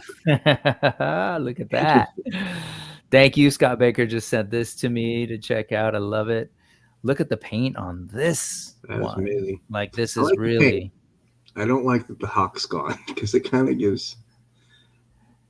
I love it, man. This is his. He got really upset one day, and he just said, "I need a change." I do like the extra little detail. If you look at that skull, look at the detail on the skull itself. So I wonder if there's some sculpting that was done on that. In addition, because there's some up here on the head. You're saying? Look at there's some notches and stuff there. So I wonder if, because I'm sure when he took off the hair, it probably was glued on. So I would assume he'd have to put some sculpty on it. And if you didn't see, this is Doug Dollmaker. Definitely check out his work. In fact, I don't do a ton on Facebook other than like checking out the Cabal and these groups, but I love the armor. Look at that. That armor's not. He's done something for the armor too, isn't he? Yeah, that is. Ooh, where's that from? Is that Legions? Or maybe it's a custom piece. Let's see. I do like the toenail paint and giving it a different depth to the toenails. That's kind of cool, and the fingernails as well. You'd be proud of me, Adam. I actually went to go look and read to see if there was information that I was missing. Yeah, no, absolutely. Check that out. I think that was actually, I think it was Adam was mentioning that about some of these figures wanting a different nail color, which I totally get. Just gives it some separation from that toe and the flesh color or the fur color. It's like I'm looking at this thing and being a longtime fan of a certain group, I know what this is. I see the inspiration now.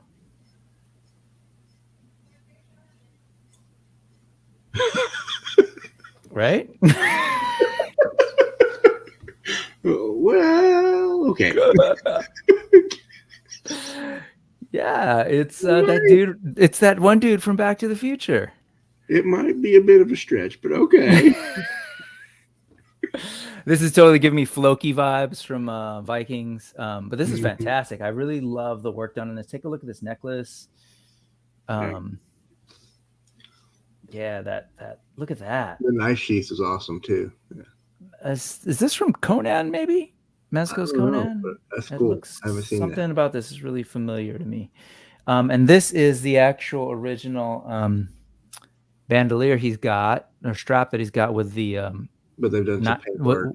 yeah, with the 90s X-Men pouches. Yeah. But that looks great. The paint looks Is that amazing. a This right here? Is this no, what the you're looking at? fur on the loincloth? Is that actual fur?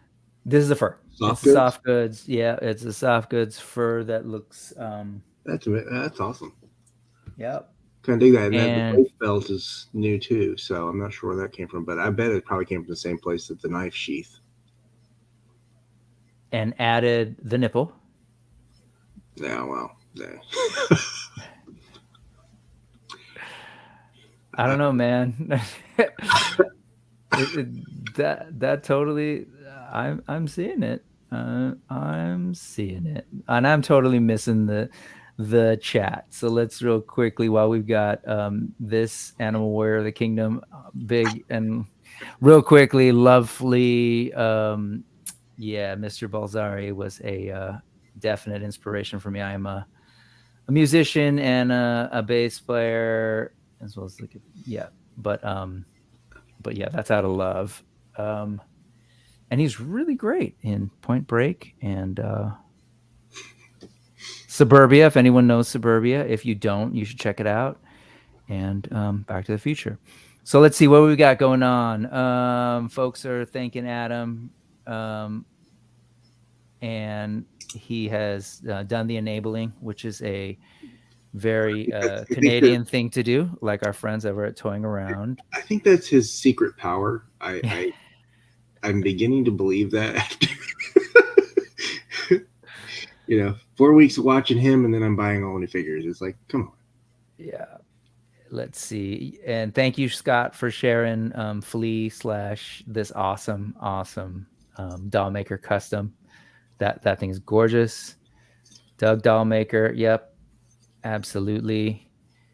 And I can only assume this is when Flea. Yeah, I would imagine that's probably where it came. So custom wise, and while we're there, since we are here at Facebook, I do want to point out, if you didn't know already, not necessarily you, but to others, this is on the House of Awok Animal Warriors of the Kingdom official fan group. And then there was also, there's this, and you can kind of see, and we can take a quick stroll through what people are sharing. Again, look at these naughty people. naughty people. Brian Almeida up in the DM. So he's saying, has anyone had this happen before? Is it a known defect or just some crazy fluke? So what he's upset about is that these were broken. And so to you, sir, are they I will kindly turn your attention to this bright orange paper that you should have received in your shipment. The one that I completely ignored. Instructions, right? I mean, especially if you're a man, do you read the instructions before you start putting the shit together? And I joke because I'm that same way. So, but to be fair, okay, there's that phrase again. This is exactly what Adam and Jeremy were afraid of and were warning me against. To me, someone tried to dry yank it. Yeah, like I was doing earlier. Yeah, I mean, if you haven't, and there's that phrase again. Is that a dry yank? Is that just a thing that? Never mind. Go ahead. It's where it looks like it hasn't gotten any heat. Yes, no, that's absolutely what happened, and we sort of see here, and I think that's where the again, I learned some military terminology. Yeah. I love it. The left, right. Were you also? Did you also serve? Police officer when I was. You were not. Right out of school. That's what I became. So yeah, and left, right is the same thing at police. You don't want to shoot off the range. That's not a good. Yes. Yeah, that one looks like he just more than likely he was pulling on it, and if he didn't get it hot at all, and if it's cold enough, it's gonna snap because those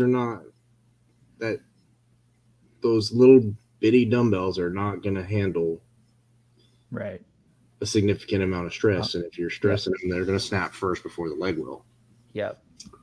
And so that's Tiberius, but obviously, if you notice, he's customized the feet a little bit. Tiberius has like pretty much pure white, all white coated feet. Yeah. But yeah, that's a bummer. And again, I was totally making light of it, Brian, but I know it says there was minimum resistance and then snap. Apparently it's not his. The owner reached out to me and told me to send it back and he would replace it. So yeah. Anything that's manufactured, you're still going to have some small minor defects. I mean, you want it at 1% or less, ideally. Yeah. No. And because I learned something tonight, kids, Dayglow orange paper, it's Dayglow for a reason. So that you ignore it. Let's see. What else did so let's going back to that. That is unfortunate, but let's take a look what else is going on in the group. Hey, look at that. That's a thing that happened in the group. Here you go. And again, everything is easy except the shoulders. I did see this post before. I will admit, and I'm not lying here, I was playing a little bit extra dumb for the sake of the video to go through this. Thank you, Doug. Yes, I had actually, sort of heard people talk about it. I'd spoken with Adam prior about taking these off because I'd seen a picture, I think another picture, and asked him about it. So I didn't go in cold. I'm assuming that's a heat gun issue. What are you referring to right now? Melted. I think that looks like a heat gun issue. The leg open? No, the leg looks like it's melted. Here? Look underneath the other leg. See? Okay, that's just paint. Okay. It looked like it was melted there. Oh, you're talking about this. Yeah. Oh yeah, no, that's I got plenty of these drop cloths that I've, this is like probably projects from 5 years ago that dried. Okay, I was like, did you melt the leg? Oh no. Just showing that you can take it off so you can see this going on here. Yeah. I'd posted this Doug's picture a little bit. I think I'd sent it to Adam or maybe posted it on the group, and that's where we sort of started talking about this. Again, folks, if you really want to see, you're looking at the wrong. If you really want to see this done well, the version of what I did tonight, wait for Highly Articulated to get his figures, because he's got a system, his brain, his awesome logical brain and step-by-step brain. He will totally run you through how to do all this in a way that I simply Quip's just added to our chat over here. And, sorry, what's going on, Quip? Quip said dry yank needs to be Bricks influencer discount code. So Big Bad Toy Store, so go to find retailers like Big Bad Toy Store and use code DRYYANK to get absolutely nothing off. Goes Technically, you get a dry yank. Oh wait, there's a to be fair. To be fair, I never encourage people to buy anything that I don't truly think is worthwhile. Absolutely. And and anything can break. Let's be real. Like you can break these. I'm sure if I worked really hard, I could break these. But realistically, with anything manufactured, you're going to expect some defect. I mean, there's the mold. You can get air bubbles go wrong in anything that's manufactured, and the reality is you're going to have probably in most instances about 1% failure. I think expecting it to be perfect is kind of absurd. Yeah, and I also want to say that, like, again, if you are, this is the ad for, Jesse Arnold and Mega Custom X and Bill, by the way. The things are going to break, especially if you're mishandling them. If you sort of saw what I was doing, some of that, again, is not necessarily sanctioned by Spero. So that's going to happen. So it's not, I would say that it's not always defective, right? It's just like but even having defective, you're still going to have a little bit of a defective. It happens. It's part of the manufacturing process. But if you are overly aggressive with things, or you're not taking the time to do it the right way, these things they're not indestructible.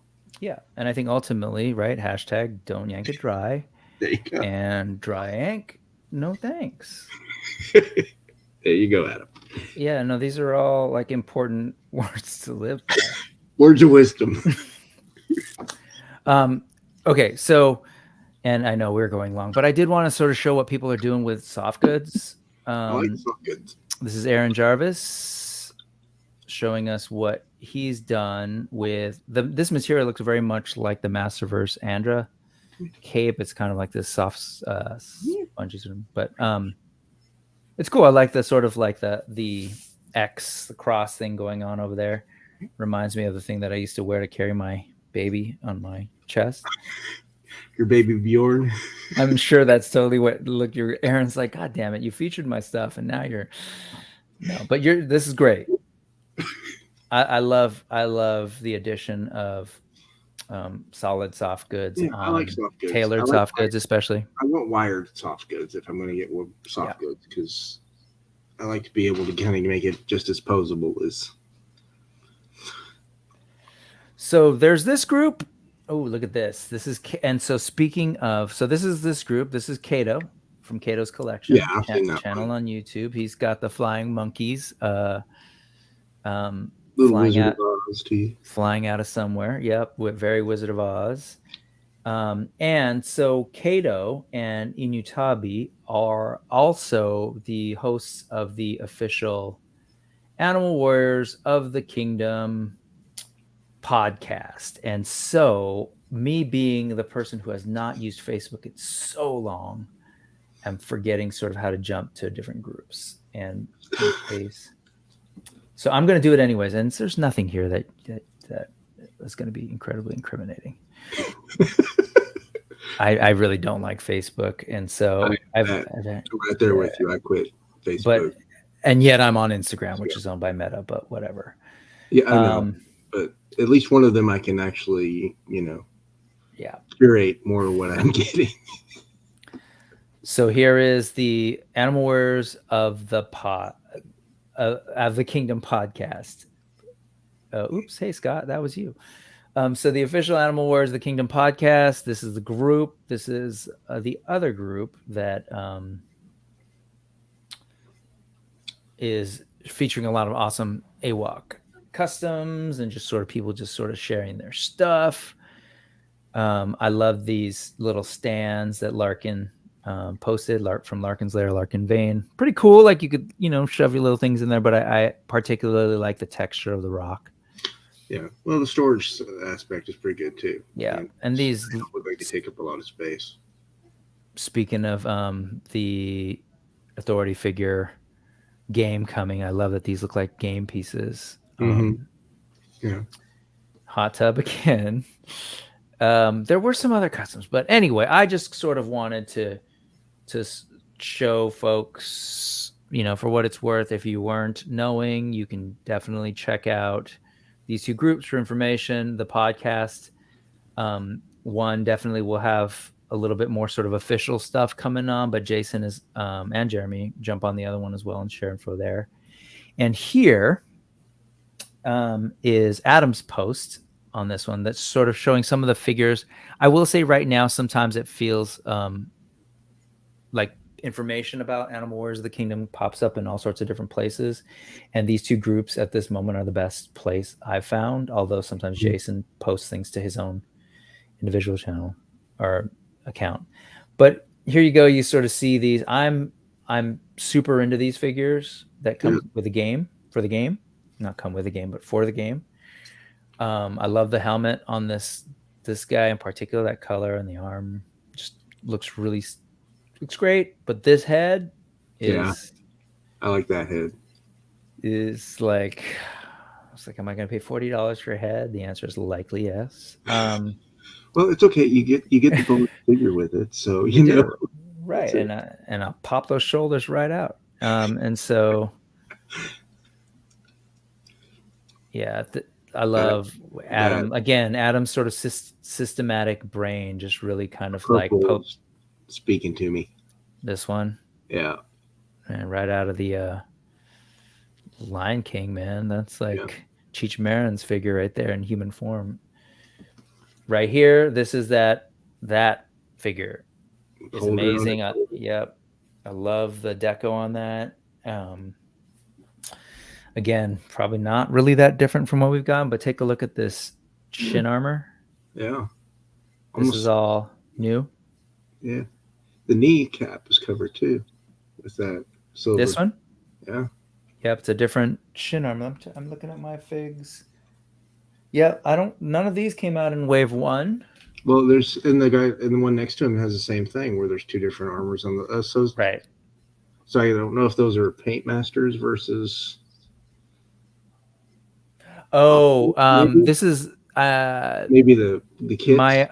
My understanding is that this is when they're in their gladiator. Yeah, this is the gladiator wave. So they end up putting on some bits for battle. But if you take a look at that, because it looks like they're opposite. Like this leg here is red, and then the other arm on Pale is red, and then the same thing with the next one.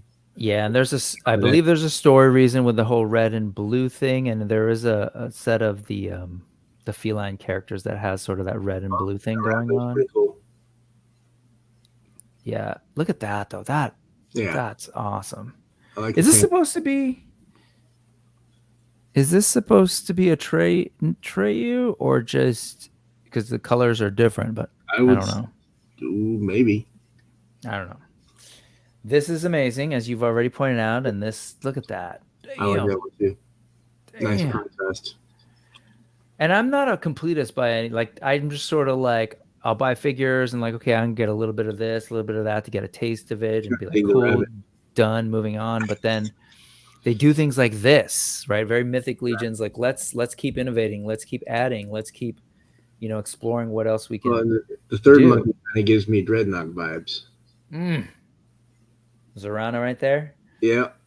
Yep. These guys look amazing. Look at that, and that's. I love you can see the little fangs hanging out from. At least it looks like it anyway. Maybe it's just lighting, but.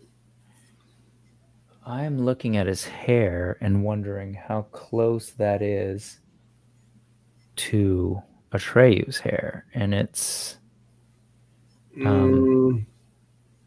It's not. It's unique. Yeah. I was just sort of wondering because the face is obviously different, but yeah. Anyway, very cool. A new torso, obviously a completely new buck here, which is amazing. Look at the abs on. It's good that we're getting females too, because I'm. Yep. Look at the abs. With some a little bit less testosterone on the shelf. Yeah. Well, these variety might have a good amount of testosterone, but yeah, no, for sure. I love it. I love the face, and we're getting so much in this line. And actually, let's go back before we go there. The pants. I like it, and the wraps. Right. Yep.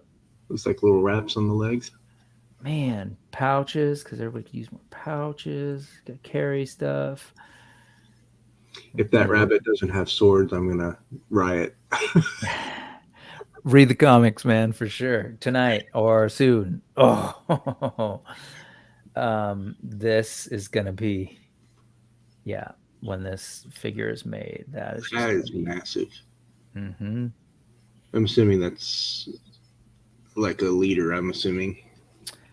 I believe it's Atreyu's father. Okay.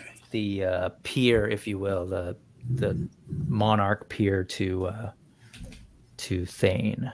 I was gonna say, because based on the armor and the overall size, I would imagine that's what it is, even without even knowing it. I'm bad with names, but he is named. He is in the comic. I know. I'll read the comics this weekend. I got time because WrestleMania. Get to 3 for sure. They're great. Again, another female figure. I like that one. Face, man. I love this. This is giving me, in a good way, Disney vibes. Like a half snarl. Yeah, right there. Look at that. That's cool. That's Nala right there. Sorry, I couldn't resist. Yeah, man, look at that. That is, God, these Just so good. And in the tradition of the Masters of the Universe, reuse, right? It's essentially a lot of the same parts, but man, color wise and the head, just boom, whole new character. Yeah. And there you go. Nice. So if you're on Facebook, or if you're not, create a little account like I did just for toys, and join the official Animal Warriors of the Kingdom podcast group and the House of Awok group, and you can kind of check all of these different things out. You'll probably see more customs. You'll see weirdos doing pictures of naked apes in a hot tub. And then spending 3 hours talking about them. Yeah. Oh my God, 3 hours. What are we doing? We're like, hey, let's be like Oz. Hey, check it out. Yep. See, Hannibal. Hannibal is his name. There you go. And yes, a lot of the characters look amazing. The more I see the characters, the more I want a cartoon, 100%. Maybe the name is Jessa. And absolutely a cartoon. But it needs to be an adult cartoon, not a... We could do two versions like Masterverse and... Yep. You know what? And then do an adult one. There's a lot of really good writing sort of right now with animation. I feel like people are doing a good job of sort of like finding that fine line where I'm still entertained, my kids are still entertained. But check out the comics, and you'll see sort of what they're going for tonally. If you're really curious, check out the older comics too. They're interesting. I definitely favor the newer comics more, but it was kind of neat to see the progression and sort of how Jason was thinking about these characters. And so anyways, yes, absolutely trying to sell you on the comics, not from we get a commission, but from one, this is definitely something I'd like to see succeed, to, just to get more people out there that we can geek out with and talk about the stuff, talk AWOC with. My weekend reading. Did those come bagged and boarded? Because if so, respect. They did. They came in bagged and boarded. I did not have to buy a bag and board because I haven't bought those in years. Yep. Deep respect for that. And yes, good writing will transcend age. All right, man. Well, you know what we didn't do is open up those Dungeons and Dragons figures. How are you on time? I didn't realize it was so late. I know you're like at 11 over there. Yeah. Yeah, I probably gotta go deal. No problem. We should go. Yeah, I shouldn't have been on here this long, but hey, that was kind of a fun little play date we had, and we did talk a little bit about Toypherapy. And at the end of the day, man, like think about that. Like we're hanging out. Right, we're playing, and all of a sudden other folks are, even though they're trying to chastise us, can jump on, and like we get all this information from folks who are actually working on the line, and remember that this is supposed to be fun. Yeah, at the end of the day, if you're not having fun, why are you doing it? 100%. Yeah, man. I appreciate you being willing to sort of jump on tonight. I'm glad to be here. So what do you got going on? What's coming up next over on Payne's Toy Samples? At some point, I will probably get around to opening this pile of stuff that's staring at me currently on the side of the room. And I will probably be doing some more, posts on my Instagram for my customs of the got a Sona that I've started for my classifieds. Do you have can we get you to commit or entice us? What do you think you will open next? Or what do you want to open next? Like, what are you interested in seeing in hand? More than likely, I will open the Dungeons and Dragons because they have a kind of a special place. This was the one thing that me and my brother got along with long enough when we were kids to watch together. Cool. You'd stop fighting. And we would stop fighting. We would get along for 20 minutes or so.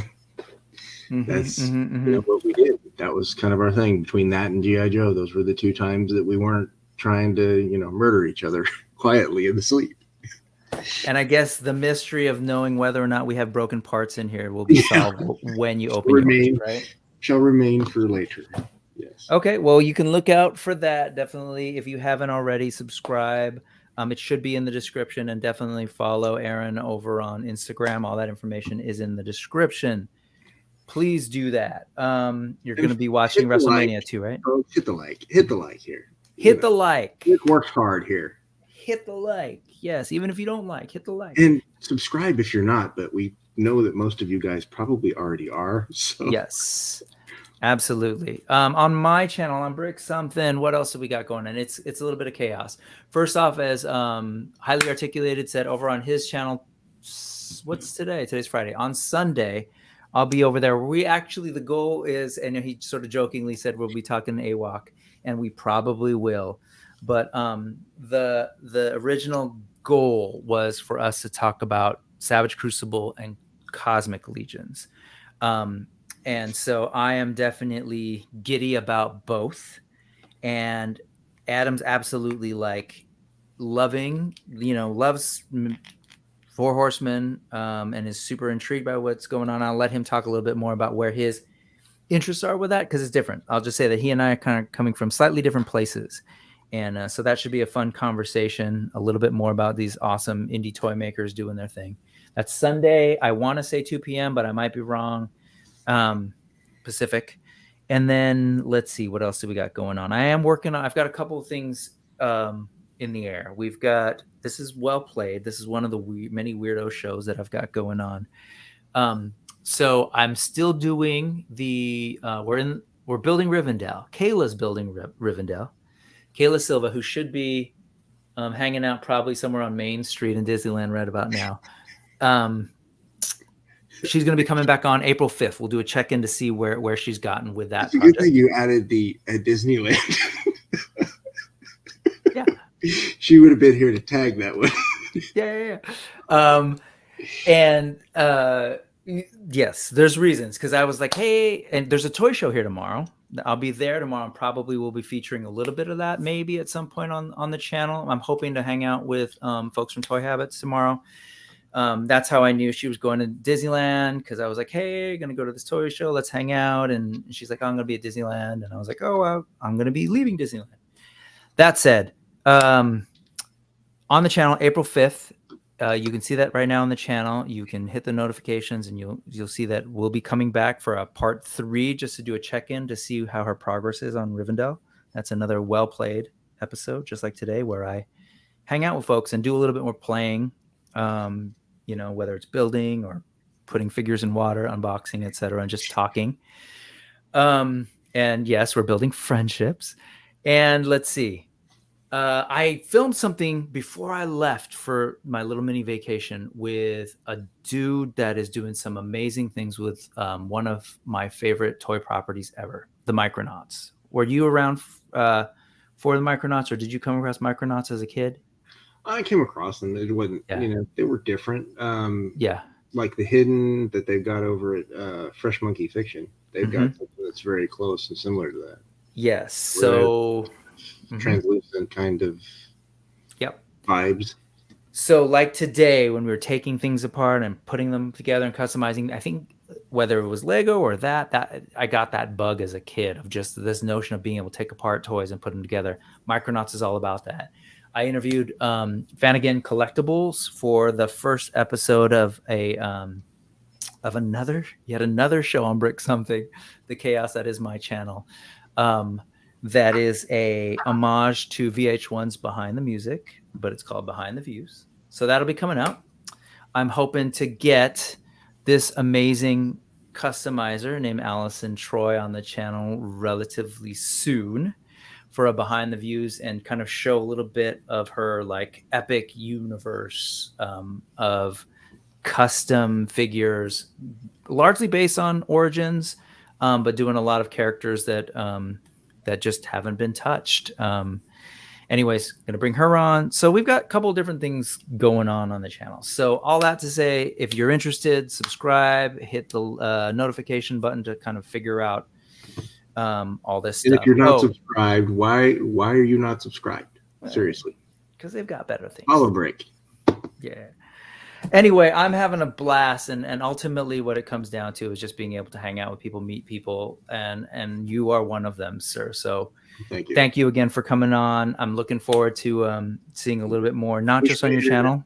Cooperated more, but you know, it is. Yeah, no, and it was great. It was great hanging out. It was great being chastised by the adult kidults, and it was a good show.